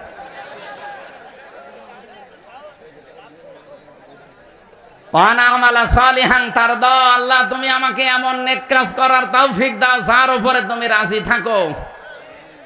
সুতরাং সুলাইমান নবীর এই দোয়াটা আমাদের জীবনের সাথে আমরা মিলাতে চাই। তিনি পিপিলিকার কাছ থেকে হাতে তুলে নিয়ে এই শিক্ষাগুলো বলছিলেন, আল্লাহ, তুমি আমাকে নেককার বান্দা বান্দীদের সাথে শামিল করে দাও। বলেন আমিন। আলেমরা তার বাবার কথা বলতে আসে, ইয়া আইয়ুহার রাসূল বাল্লিগ মা উনজিলা ইলাইকা মির রাব্বিক, হে রাসূল আপনি প্রচার করেন আপনার উপরে যেটা নাজিল হয়েছে। সেটার নাম কি? বিশ্ব নবীর পরে এখন নায়েবে রাসূল যারা, নবীর উত্তরাধিকারী যারা, নবীর স্থলাভিষিক্ত যারা, তারা তো এই দায়িত্ব পালন করবে। কথা বলেন না কেন? ওয়া ইল্লাম তাফআল ফামা বাল্লাগতা রিসালাতা, আপনি যদি দায়িত্ব পালন না করেন, কোরআনে কারীম যদি সঠিকভাবে না পৌঁছিয়ে দেন, যে বিশাল দায়িত্ব দিয়ে আপনাকে পাঠিয়েছিলাম, রিসালাতের দায়িত্বই আপনি পালন করেননি, আপনার ভয় হয়, আপনার চিন্তা লাগে যে কি না কি হয়ে যাবে। আল্লাহু ইয়াসিমুকা মিনান নাস, ইয়াসিমু এটা মুজারি, বর্তমান ভবিষ্যৎ, প্রেজেন্ট ফিউচার। আল্লাহ বলেন কিয়ামত পর্যন্ত আমি আপনাকে বাঁচাবো। যদিও কা দিয়ে মুহাম্মদ রাসূলুল্লাহ সাল্লাল্লাহু আলাইহি ওয়াসাল্লাম উদ্দেশ্য, তাফসীর কারক যারা মুফাসসিরিন ইকরাম লিখেছেন এখানে কা দ্বারা বিশ্বনবীর ওয়ারিস কিয়ামত পর্যন্ত যারা কোরআন প্রচার করবে তারা উদ্দেশ্য। কথা বোঝেন আমার? সুতরাং এই পৃথিবীতে আলেমদেরকে হেফাজত করবে সরাসরি আল্লাহ নিজে। বিশ্বনবীকে ৮২ বার ইহুদিরা টার্গেট করে মেরে ফেলতে চেয়েছিল, একবারও পারে নাই, প্রত্যেকবার আমার আল্লাহ নিজে বাঁচিয়েছে। এমনকি এন্তেকালের পরে তার লাশ পর্যন্ত চুরি করার জন্য ইহুদিরা চেষ্টা চালিয়েছে, আল্লাহ বলেন আমি বাঁচিয়েছি। সুতরাং নবী এখন নেই, নবীর ওয়ারিস আছে। ইন্নাল উলামা ওয়ারাসাতুল আম্বিয়া, অবশ্যই আলেম ছাড়া তারা নবীর ওয়ারিস। সুতরাং নবীদের ওয়ারিসদেরকেও বাঁচাবেন কে? বলেন। একজন তো এক আলেমকে জামাতের প্রোডাক্ট বলার কারণে জাহান্নামে চলে গেছে, এক কথা বলেন এখন। ডক্টর মিজানুর রহমান আজহারিকে যে লোকটা জামাতের প্রোডাক্ট বলেছিল, সেই লোকটা যে জাহান্নামে গেছে, এবার ফতোয়া দেওয়া লাগবে না? ফতোয়া লাগবে না, কারণ সে নবী বেঁচে থাকলে নবীকেও বলতো জামাতের প্রোডাক্ট। এই জন্য আপনারা বুঝে না বুঝে সেভাবেই করেন না কেন, নিবৃত্ত হবেন, আপনারা দাঁড়াবেন। এই কাজ করতে করতে শেষ পর্যন্ত গনার পাল্লা যদি একেবারে পরিপূর্ণ হয়ে যায়, ইন্নামা নুমলি লাহুম লিয়াজদাদু ইসমা ওয়া লাহুম আযাবুম মুহিন, সূরা আলে ইমরানে আছে, মানুষের পাপের বোঝা যখন পাল্লা যখন পরিপূর্ণ হয়ে যায়, তখন তাকে আল্লাহ অপমানজনক শাস্তি দেয়। 2 দিন আগে আলেমের বিরুদ্ধে মন্তব্য করে একজন জোতা পিটা খেয়েছে, আমি নাম নিলাম না লোকটা। কিভাবে তার মাথায় এমনিতেই চুল নেই, টাক মাথার উপরে কি করে জুতা মারছে মানুষ, এইটা দেখে অনেকের এখনো শিক্ষা হয় না। এখন যিনি আরম্ভ করেছেন আলেমদের নামে ধর্ম ব্যবসায়ী, তার মাথায় যদিও চুল থাকে, আমার মনে হয় কিছুদিনের ভেতরে জনগণের জুতা সেও খাবে। এটার আগস্টের 5 তারিখের আগে নেই, চশমা এখন খুলে গেছে। এই কথা বোঝেন না? সুতরাং আলেমদের মর্যাদা দিতে শেখেন, নয়তো আপনাকে কালামানিকের মতো শেষ পর্যন্ত আবার না জানি কলা পাতায় শোয়া লাগে কিনা। গলায় গামছা দিয়ে টেনে আনছিল, গামছা না, গলায় গামছা দেয় কাদের? চোরের। কাদের? এই জন্যে আমার মনে হচ্ছে যে ওই লোকটার কপালে কিছু আছে কিনা আল্লাহ জানে। কারণ যে লোকটা এরকম আলেমদের বিরুদ্ধে খেপা, আমার মনে হয় নবী যদি এখন আসতেন দুনিয়ায় আর দিনের প্রচার করতেন, ও নবীর ওপরও খেপা থাকতো। এই জন্য যতগুলো আলেম এখানে কথা বলেছেন, আমাদের কুষ্টিয়ার সন্তান মাওলানা নাসির ইকবাল বিন শাফি অনেক ভালো আলেম, উনি আসেন নাই, মনে হয় আসতে পারেন নাই আজকে। যত আলেম কথা বললেন, আলেমদের হায়াতে তাজ্জেবা সিহাতে কল্লিয়া আবার কামনা করছে, আল্লাহ যেন দান করেন।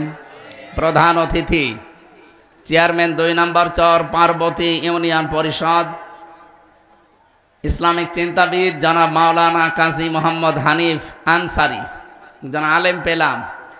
আলেমদের এখন মেম্বার, চেয়ারম্যান, এমপি, মন্ত্রী, মেয়র, উপজেলা চেয়ারম্যান, ভাইস চেয়ারম্যান হওয়া লাগবে। এই দেশটা যদি তারা হাতে নেয়, এদেশের আপামর সব মানুষগুলোর এক কথা, যে 54-53 বছর তো দেখলাম কি হয়, এখন শুধু কোরআনের আইন দেখতে বাকি আছে যে কেমন লাগে। কয়েকদিন আগে আমিরে জামাত ডক্টর শফিকুর রহমান হাফিজাহুল্লাহ গিয়েছিল গাইবান্ধা। তার আগে একজন হিন্দু পুরোহিত ঠাকুর, সে বক্তব্যতে দিয়ে যে কয়টা কথা বলেছে আপনারা অবশ্যই শুনেছেন। সে বলতে চাচ্ছে যে এই দেশে আগস্টের 5 তারিখের পর থেকে আমরা সবচাইতে বেশি নিরাপদে আছি। আমরা আরো নিরাপদে থাকবো যদি এই মানুষগুলো চেয়ারে বসতে পারে, কারণ আমাদের দেখা শেষ কে কি করতে পারে। আগস্টের 5 তারিখে যে যা কথা দিয়েছিল অনেকেই রাখতে পারে নাই, কিন্তু এই মানুষগুলো রেখেছে। আমরা চাই এরা যদি সত্যি উপরে উঠতে পারে, এই দেশে আমরা মায়ের কোলে থাকতে পারবো। এটা উনি আন্দাজে বলে নাই। শহীদ আল্লামা দেলাওয়ার হোসাইন সাইদি রহমতুল্লাহ আলাইহে, আমি তার এলাকাতে বেশি বেশি যেতাম। পিরোজপুরে হিন্দু দোকানদার, মুদি দোকান দিয়ে বসে আছে। একটু পরীক্ষা করার জন্য মাওলানাকে উল্টাপাল্টা কথা বলছিলাম। আমারে বলছে, দেখেন আর বাড়াবেন না, আপনাকে দেখতে হুজুর মানুষ মনে হচ্ছে, আমি কিন্তু শুরু করে দেব। কি করবেন? আমাদের মাওলানার নাম, ওনার নামই ওই এলাকায় মাওলানা, আমাদের মাওলানার নামে উল্টা পাল্টা বলবেন না। যতদিন ইনি ছিল আমরা মায়ের কোলে ছিলাম। সুতরাং দেশের মানুষ যেহেতু বুঝে ফেলেছে যে বাবা চালিয়েছিল কেমন লাগে স্বাদ আমরা টের পেয়েছি। দুর্ভিক্ষে মানুষ মরে গেছে, মরে না স্যার? বাবার সময় দুর্ভিক্ষে মানুষ মরেছে। স্বামী চালিয়েছিল, চাচা চালিয়েছে 9 বছর, 10 বছর জেল খেটেছে। 9 বছরের রাজা, 10 বছরের। এরপরে ভাবি চালিয়েছে, বুবু চালিয়েছে। এখন মাত্র 53 বছর পরে বাকি আছে কোরআনে কারিম দিয়ে দেশটা চললে কেমন দেখা যায়। সারা দেশে আমি ঘুরছি, 630টা থানা আছে বাংলাদেশে, সব জায়গার আওয়াজ একই, যে আমরা এইটা একটু দেখতে চাই। এটা দিয়ে চললে কেমন লাগে আমি গ্যারান্টি দিলাম, এটা দিয়ে যদি সত্যি বাংলাদেশ চলে এটা মিনি জান্নাত হয়ে যাবে। আজকে আসার সময় পাইলট আমাকে বলছিল, হুজুর সবকিছুই তো দেখলাম, এখন শুধু বাকি আছে দেখতে কোরআনে কারিম দিয়ে চললে কেমন দেখা যায়। আপনারা চেষ্টা করছেন, আমরাও সারা দেশ ঘুরছি, দেখছি মানুষ আসলে সব ইসলামের দিকে ঝুঁকতেছে। উনি আমাকে আয়াত শোনালেন, অরাইতান নাসা ইয়াদখুলুনা ফি দীনিল্লাহি আফওয়াজা। বলছি আমি কোরআন শরীফ পড়ি, ব্যাখ্যা সহ পড়ি। উনি আয়াতটা 100 ভাগ বিশ্বাস করেন। আমাকে বললেন, আপনি এই আয়াত দিয়ে কি মিন করেন, কি বোঝেন আপনি? আমি ওনারে আসার সময় প্রায় 55 মিনিট সময় লেগেছে। আসার সময় বলছিলাম যে এই আসলে যখন আল্লাহর বিজয় আসবে, সাহায্য যখন আল্লাহ পাঠাবেন, তখন আমরা বিজয় পেয়ে যাব। আর আল্লাহর বিজয়ের যত ধরন আছে, প্রথম ধরনই এইটা যে দলে দলে পালে পালে মানুষ ইসলামে প্রবেশ করবে। আগস্টের 5 তারিখের আগে মাত্র এই দেশে 15 জন, 100 জনের মাত্র 15 জন চাইতো এ দেশে কোরআনের বিধান কায়েম হোক। এই মাত্র 4 মাসের ব্যবধানে এখন 100 জনের 58 জন চাচ্ছে এ দেশে কোরআনের বিধান কায়েম হোক। আপনি টের পাচ্ছেন কোথায় চলে গেছে? দলে দলে মানুষ পালে পালে আসতেছে ইসলামে। আপনি যতই চাপাবাজি করেন, যতই মুখ জোর করেন, আপনি রাখতে পারবেন না। মানুষ এখন বুঝে ফেলেছে এপিট আর ওপিট। এই জন্য আমরা এপিট ওপিট যেন না হই, আমরা মানবতার জন্য কাজ করবো ইনশাআল্লাহ। চেয়ারম্যান সাহেব একজন আলেম, আমরা এরকম আলেম চাই প্রত্যেক জায়গায়। এমন আলেম না যে ফরিদউদ্দিন মাসুদের মতো, একটা টাটকা নির্ভেজাল জালেম। বাইতুল মোকাররমের সাবেক খতিব মাওলানা রুহুল আমিন, এর মাওলানা বলা ঠিক না। যে লোকটা নৌকা মার্কা নিয়ে দাঁড়াতে পারে, ও কিসের ময়লানা? শয়তানি আসলে। এত বড় জালেমাকে যেই লোকটা কওমি জননী নাম দিতে পারে, সে শয়তান নাকি? ওরে তো আর আয়না ঘরে 14 বছর রাখে নাই, ও টের পায়নি।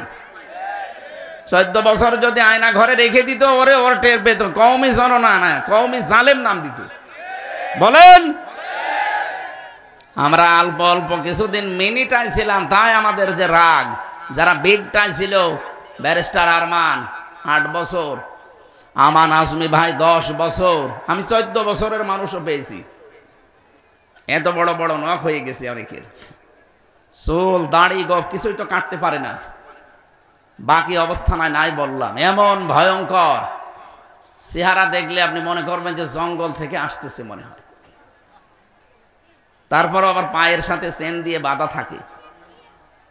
মাওলানা ফখরুল, এটা নোয়াখালী জেলা না?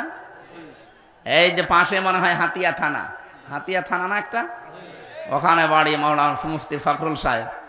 উনি আমার সাথেই ছিলেন এই ফাঁসির কন্ডেম সেলের ভেতরে 3 বছর।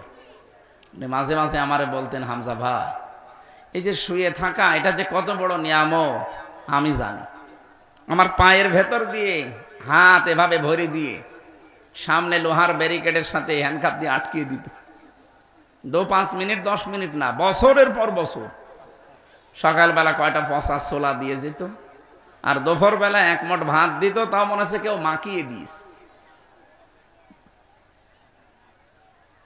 1.5-2 মিনিট সময় দিত টয়লেট করার জন্য। 24 ঘন্টা আপনি বসে থাকতে হবে, শুতেও পারবেন না। ওদিকে পায়ের সাথে আবার চেন লাগানো। এখনো পর্যন্ত অনেকে জালেমের পক্ষে সাফাই গায় যে কি করেছে ববু যে তার পালানো লাগলো। আরে শয়তান, কি করেছে তুমি তো টের পাও না। তোমারে ওইভাবে যদি 14 বছর রেখে দিত তুমি টের পেতে। কি করেছে ববু, পালানো লাগলো, পালানো আর 5 মিনিট থাকলে তো কব্বরে চলে যেত।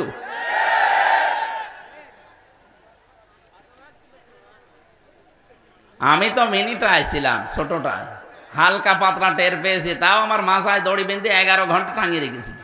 এটাই ছোট। আমার পেছনে হ্যান্ডকাপ বাঁধা, হাত কেটে গেছে, এখনো পর্যন্ত আমার দাগ হয়ে আছে। আমার চোখে কালো কাপড় দেওয়া ছিল, পায়ে ডান্ডা বেড়ি দেওয়া, মাথায় দড়ি দিয়ে টেনে নিয়ে যেত, মনে হচ্ছে যে ছাগল টেনে নিয়ে যাচ্ছে। আর সেই কয়জনই দায়িত্বে ছিল, এগুলো মানুষ বললে আমার মনে হয় গোনা হবে, এগুলো জানোয়ারের চাইতেও খারাপ। মানুষের চরিত্র এত কঠোর হয়, ওরে বাবা বাবা, কি গাইল দিত গো, জীবনে আমি অতকাল কোনোদিন শুনি নাই। আমি যে আয়াত পড়েছি, আয়াতের ভেতরে এই সম্পর্কে কিছু কথা আসবে। আপনারা থাকবেন তো ইনশাল্লাহ? 1 ঘন্টা থাকা যাবে না? ঠিক আছে। এই যে কঠিন পরিস্থিতি যারা তৈরি করেছিল, এই জালেমদের পক্ষে যারা সাফাই গান, আপনিও আল্লাহর মামলার আসামি। ইন্নামা নুমলি লাহুম লিয়াজদাদু ইসমা। আল্লাহ পাক বলেন, ইন্নামা সাবিলু আলাল্লাযিনা ইয়াজলিমুনান নাস। অবশ্যই আমি আল্লাহ নিজে মামলা দায়ের করব জালেমদের বিরুদ্ধে। সুতরাং আল্লাহ নিজে মামলার বাদী। এদেশে যারা জালেম ছিলেন, আপনি তো নিজে জানেন আপনি কি জালেম না মাজলুম। জালেমরা ছাড় পেয়েছে, কিন্তু একেবারে আল্লাহ ছেড়ে দেবে না। আল্লাহ নিজে যেহেতু মামলার বাদী, তিনি নিজেই বিচারক। আমরা যেমন জালেমের টার্গেট ছিলাম, জালেম নিজেই বাদী, নিজেই বিচারক। আমাদের আর মাওলানা মামুনুল হক এই 2 জনের লাল দাগ দিয়েছে যে এই 2 জন যেন যতবার কোর্টে উঠবে কোর্ট বলবে না এখন না। 30 বারের উপরে আমার মামলাটা উঠেছিল 3 বছরে, কিন্তু না, হবে না।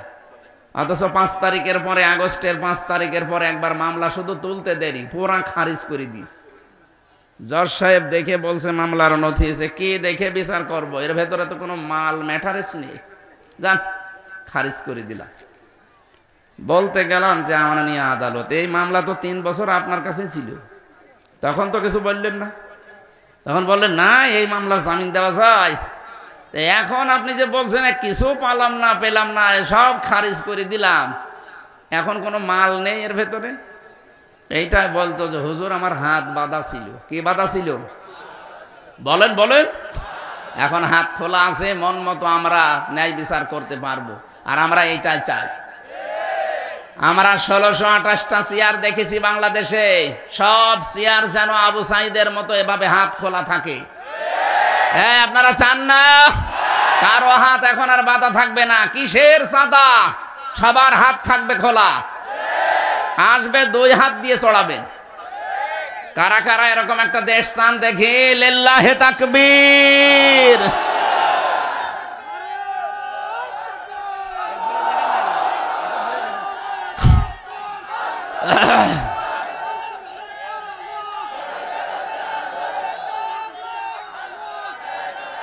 আলহামদুলিল্লাহ। গতকাল এখানে যারা কথা বলেছিলেন আন্তর্জাতিক খ্যাতি সম্পন্ন মুফাসসির শ্রদ্ধাভাজন বড় মাওলানা শায়েখ জামাল উদ্দিন, মাওলানা জাকারিয়া নূর, মাওলানা শামসুল আরিফিন, মাওলানা আলমগীর হোসাইন, হাফেজ নজরুল ইসলাম, প্রত্যেকটা আলেমের হায়াতে তাজ্জাবা সিহাতে কুল্লিয়া কামনা করি। আল্লাহ তুমি সম্মান মর্যাদা আরো বাড়িয়ে দাও। এ মাহফিল যার মাধ্যমে নিয়েছি আমার শ্রদ্ধাভাজন বড় ভাইরা, জনাব খালিদ সাইফুল্লাহ, উনি ইসলামী ব্যাংকের অফিসার হিসাবে আছেন ঝিনাইদহে, এসেছেন আজকে আপনাদের এলাকায়। মনে হয় এই মাহফিলটা প্রবাসে একজন আছে আপনাদের, না? মিজানুর রহমান ভাই, ওনার সাথে ভাইয়ের কথা হয়ে এই মাহফিলটা আমি জানতাম না। পরবর্তীতে আসলে ভাইয়ের আর কথা তো ফেলতে পারি না। আজকে আমার খুব কষ্ট হয়ে গেছে। কোথায় সেই ছিলাম পটুয়াখালী, সেখান থেকে আসলাম কিশোরগঞ্জ, ওখান থেকে এই যে এই জায়গায়। এমনি জালেমরা শরীরের অবস্থা যা তৈরি করে দিয়েছে, ডায়াবেটিস অনেক বেশি, ঘুমানো দরকার রাত 10:30টার ভেতরে। ডাক্তাররা বারবার বলছে ঘুম সমস্যা হয়ে গেলে কিন্তু আবার পড়ে যাবেন। 10-12 দিন হাসপাতালে ছিলাম আমি।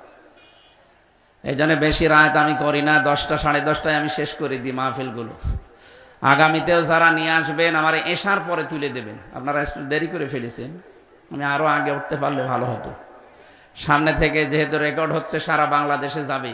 যারা মাহফিল নেবেন আগামী থেকে সাইদি সাহেবের মতো এশার পরে তুলে দেবেন, রাত 9:30 10টায় যেন শেষ হয়ে যায়। এই নিয়মটা করেন, আমিও বাঁচতে পারবো, যারা নিয়ে আসবে তারাও সকাল সকাল বাড়ি যেয়ে ঘুমিয়ে ফজরের নামাজ পড়তে পারবে। যে গরু দিয়ে চাষ করে খাবেন, ও গরুই যদি মরে যায় তাহলে আমি গরু না? অবশ্যই জি, ঠিক আছে। আজকের মাহফিলে যারা উপস্থিত আছেন, বিশেষ করে বাংলাদেশ জামায়াতে ইসলামী, আপনাদের কোম্পানিগঞ্জের উপজেলার শ্রদ্ধাভাজন আমির, এই পৌরসভার শ্রদ্ধাভাজন আমির এবং বিভিন্ন রাজনৈতিক দলের নেতৃবৃন্দ যারা আছেন, সামনে বসা আছেন মুসলমান ভাইরা, পর্দার আড়ালের সম্মানিতা মা এবং বোনেরা, মেয়েরা এসেছে, প্রশাসনের ভাইরা, প্রাণ প্রিয় নোয়াখালীবাসী। বাংলাদেশে জেলার উপরে মানুষের একটা দুর্বলতা আছে, কারণ মানুষ জানে যে জেলায় আলেম বেশি। সমস্যা আছে, যে জেলায় আলেম বেশি এ জেলায় জালেমও বেশি। তার প্রমাণ এই যে কাওয়া কাকু যা জ্বালিয়েছে কাওয়া। আলহামদুলিল্লাহ, যাক, উনি যেন আল্লাহর কাছে চলে যায়। দল মত জাতি বর্ণ ধর্ম নির্বিশেষে আজকের এই অনুষ্ঠান, এখানে উপস্থিত হয়েছেন আমার শ্রদ্ধাভাজন বড় ভাই জনাব আল আমিন, ওয়ারাফা'না লাকা যিকরাক। তার ছোট্ট একটা সন্তান দেখলেন না, কেবল 4-এ পড়ে। আমরা তো যখন 4-এ পড়তাম, আমার মনে হয় 5 পর্যন্ত আমি মানে প্যানই পড়ি না, মানে ওই বয়সে। আর দেখলেন না কি ভাবসাব, এতগুলো মানুষের সামনে 8-9 বছর বয়স ইংরেজিতে বক্তব্য দিচ্ছে। ছেলে মেয়ে বানাতে হলে এরকম বানাতে হবে। আমার তো আল্লাহর ছেলে দেয়নি, আমার 3টা মেয়ে।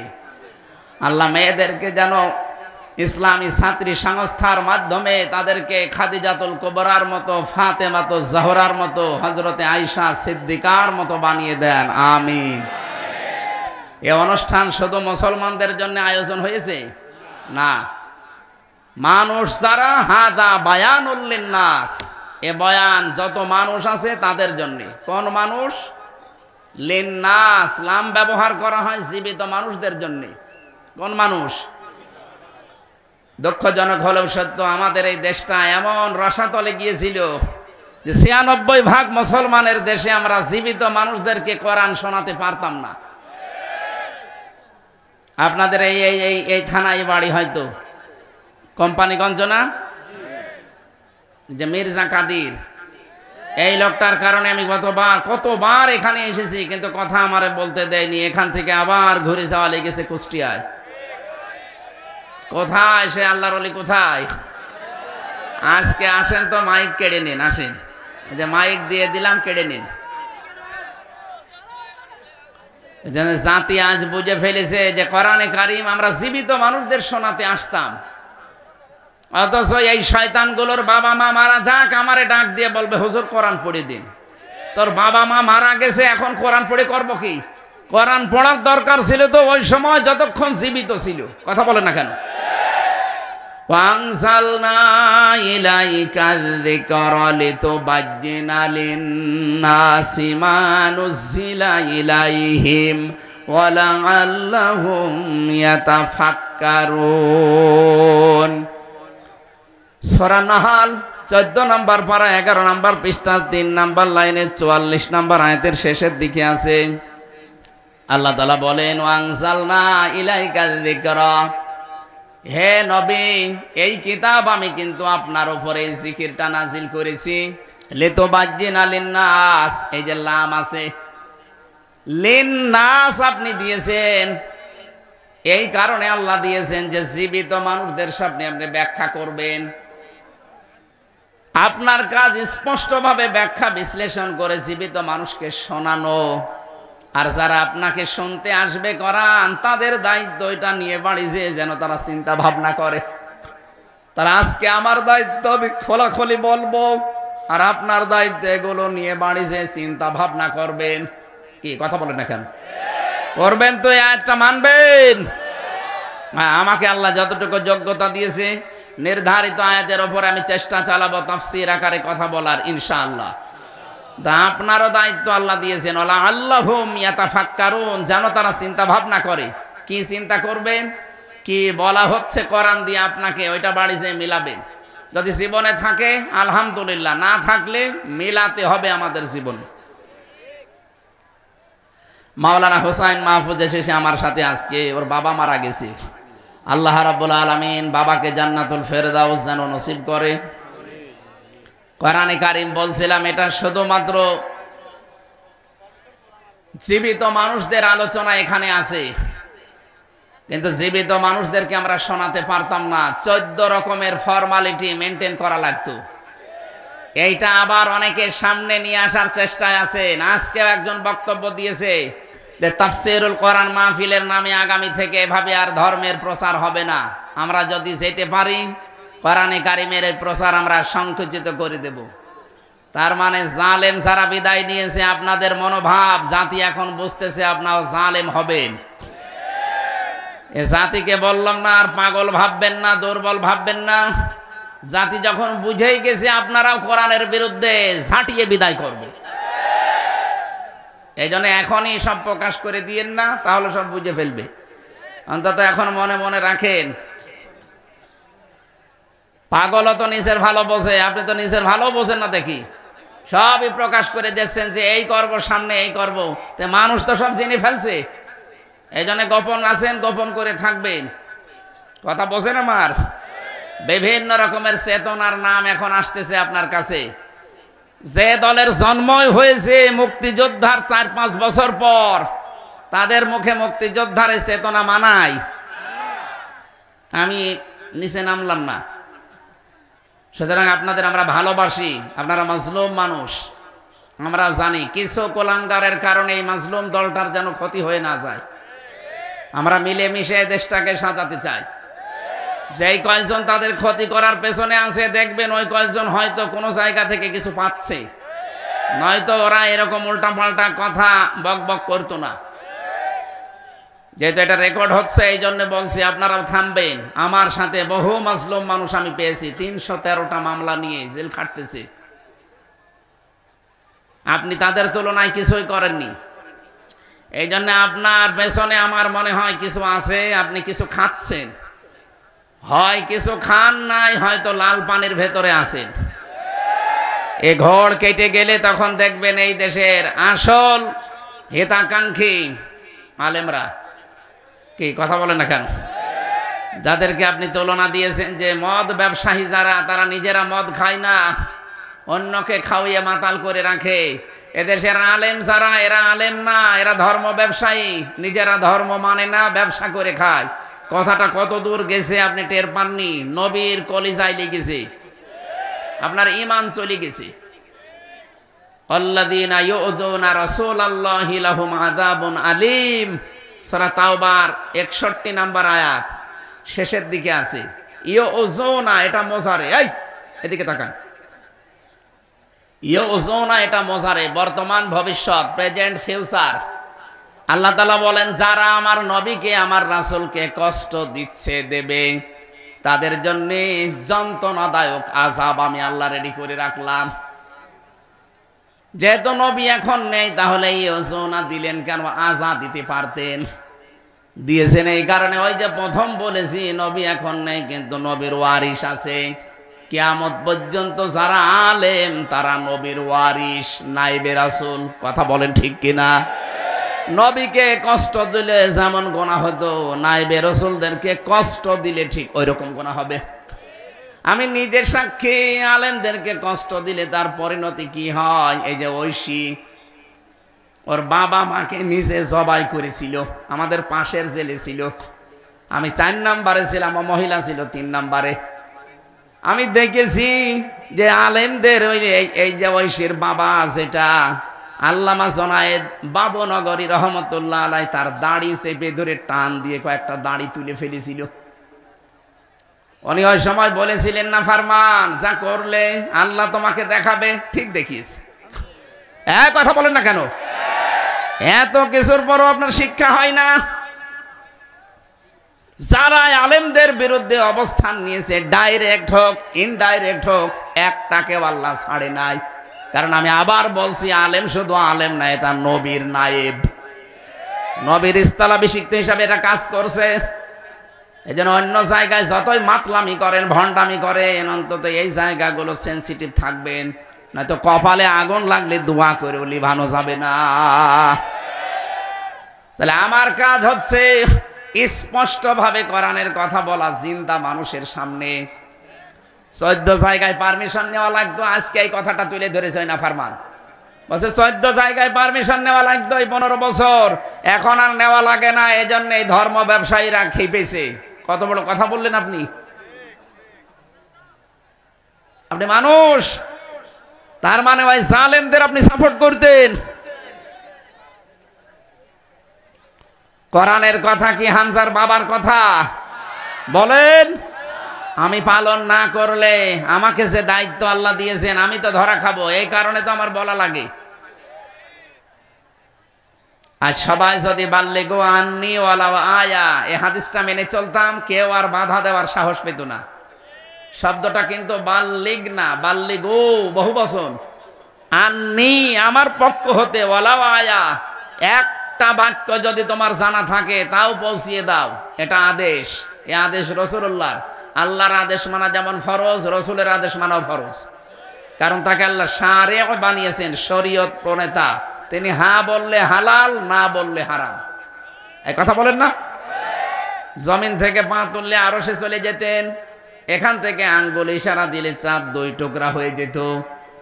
এত বড় পাওয়ার আল্লাহ যাকে দিয়েছিলেন, সেই রাসূলের নির্দেশ হচ্ছে তোমরা সবাই মিলে প্রচার করো। একটা আয়াত যদি তোমার জানা থাকে, তাহলে আমি রাসূলের এই আদেশ মানতে গিয়ে বাতিলের টার্গেট হব।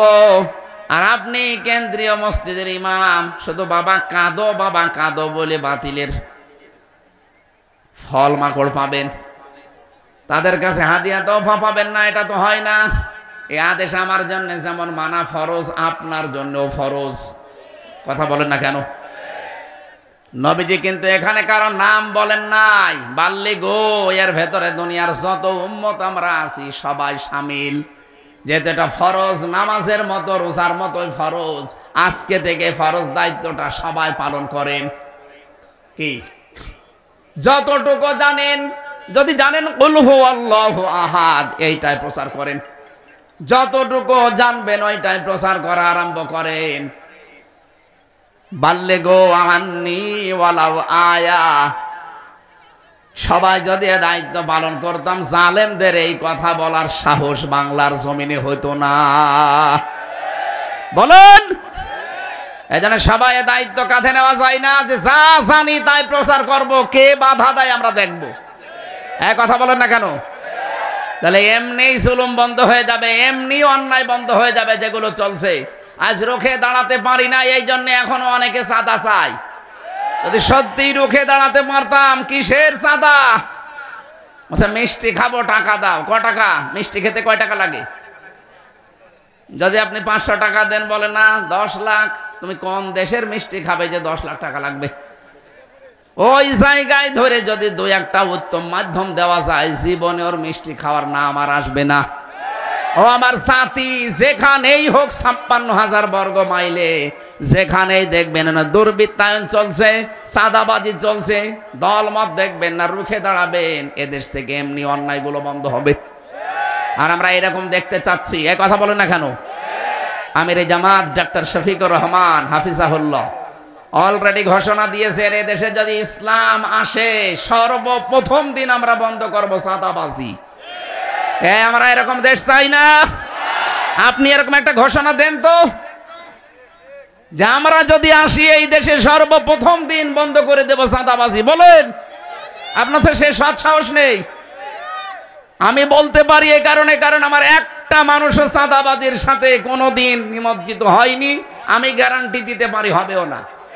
যদি কোনো জায়গায় হয় আপনি আমারে বলেন, দেখেন কি করে আইন আদালত পড়ে। এরকম গ্যারান্টি আপনি দিতে পারেন না। এই জন্য দেশের মানুষ এখন আর ঘোলের ভেতরে নেই। চশমা যেহেতু খুলে গেছে, আমরা সব কিন্তু দেখতে পাচ্ছি। আপনি যাই মনে করেন ভাই, এইটাই সত্য কথা। দেশের মানুষ কিন্তু এখন এইটাই চাচ্ছে, 15% থেকে যদি 58% এসে যায় 4 মাসের ভেতরে, আর কিছুদিন যেতে দেন, 100 জনের 100 জন মানুষ চাইবে দেশে কোরআনের আইন কায়েম হোক। এমনি মানুষের গায়ে লাগছে। ওরা হাঁ করলে নাকি বুঝে ফেলে, হয় হাসাদা নয় হালসা। এত কিছু বোঝেন আপনি। এই জন্য জীবিত মানুষদের কোরআন শোনাতে হলে এই দেশে অনুমতি, কিসের অনুমতি লাগবে? গোয়েন্দা বিভাগের প্রধান যিনি, আমি কয়েকদিন আগে কথা বলেছিলাম, হোয়াটসঅ্যাপে আমাকে বলছিল, হুজুর কোরআনের কথা ৫৬,০০০ বর্গ মাইলে যেই ফোর্সে বলা দরকার ওই ফোর্সে আল্লাহর কথাগুলো মানুষকে শোনাবেন। কোন ইঞ্চি জায়গায়ও পারমিশন নেওয়া লাগবে না। যদি কেউ কিছু বলে শুধু একটু জানাবেন, ও ঠ্যাং ভেঙে ফেলবে। বললাম, স্যার আপনি ছিলেন কোথায়? বলছে, আমি নতুন দায়িত্ব পেয়েছি। আমরা চাই এরকম মানুষই দায়িত্ব পাক। কথা বলে না কেন? এই জন্য কোরআন আমরা জীবিত মানুষদেরকে শোনাতে চাই, সামনে যেন আর কোনো বাধা আমাদের সামনে না আসে। আল্লাহর জমিন, আল্লাহর বান্দাদের সামনে আল্লাহর কথাগুলো শোনানো হবে। আমরা একমত আছি না এ বিষয়ে? আল্লাহ আমাদের মেনে নেওয়ার তৌফিক দিন, আমিন। বারাকাল্লাহু লানা ওয়া লাকুম ফিল কোরআনিল আযীম, আল্লাহুম্মা আমিন। আমার লিখিত বই পাওয়া যায়, জেলখানায় লিখেছিলাম মেয়েদের উপরে, নামাজের উপরে, সৃষ্টি জগৎ নিয়ে। যাবার সময় স্টেজ থেকে কয়েকটা আছে নিয়েছেন। লা ইলাহা ইল্লা আনতা সুবহানাকা ইন্নী কুনতু মিনাজ জালিমিন। রব্বানা যালামনা আনফুসানা ওয়া ইল্লাম তাগফির লানা ওয়া তারহামনা লানাকুনান্না মিনাল খাসিরিন। রব্বুল আলামিন, তোমার কুদরতের নজরটা একটু দিয়ে দেখো। নোয়াখালী জেলার কোম্পানিগঞ্জ থানা হাজিপাড়া হাজার হাজার বান্দা বান্দি বসে আছে। আল্লাহ তাআলা গভীর রজনী, এখন রাত 11টা বাজতে চলেছে। কিছুক্ষণ পরে আমরা অনেকে তাহাজ্জুদের নামাজে দাঁড়াবো। এই গভীর রজনী পর্যন্ত তোমার যে বান্দা বান্দিরা কোরআনে কারিমের কথাগুলো চাতক পাখির মতো শুনছিল, মেহেরবানি করে এগুলো আমাদের জীবনে তুমি মিলিয়ে দাও। আল্লাহ তাআলা হযরত দাউদ এবং সুলাইমান নবীকে দিয়ে যেটা শিক্ষা দিতে চাইলে আমাদের জীবনে তুমি এগুলো বাস্তবায়নের তৌফিক দাও। এ মাহফিল করার জন্য তোমার যে যুবক বান্দারা শ্রম দিয়েছে, প্রবাস থেকে আমার মিজানুর রহমান, এই ভাইয়ের মাধ্যমে এই মাহফিলটা নিয়েছিলাম। আমার ভাইরা খালিদ সাইফুল্লাহর দ্বারা যত যুবকরাই মাহফিলের জন্য 2টা দিন ধরে শ্রম দিচ্ছে, আল্লাহ তাআলা যুবকদেরকে যে মা পেটে নিয়েছে, মায়ের পেট খাদিজার মতো বানিয়ে দাও। সম্মানিতা মা বোনেরা বসে আছে শীতের ভেতরে কষ্ট করে, এদেরকে তোমার রোগ শোক থেকে বাঁচাও, স্বামী সোহাগিনী বানিয়ে দাও। অনেক পরিবারে অশান্তি আছে, আল্লাহ মেহেরবানি করে শান্তির ফায়সালা তৈরি করে দাও। মাহফিলের প্রধান অতিথি একজন আলেম মানুষ, সভাপতিকে তুমি কবুল করো। অসুস্থ তিনি, আল্লাহ তাকে শেফায়ে কামেলা আজেলা দান করো।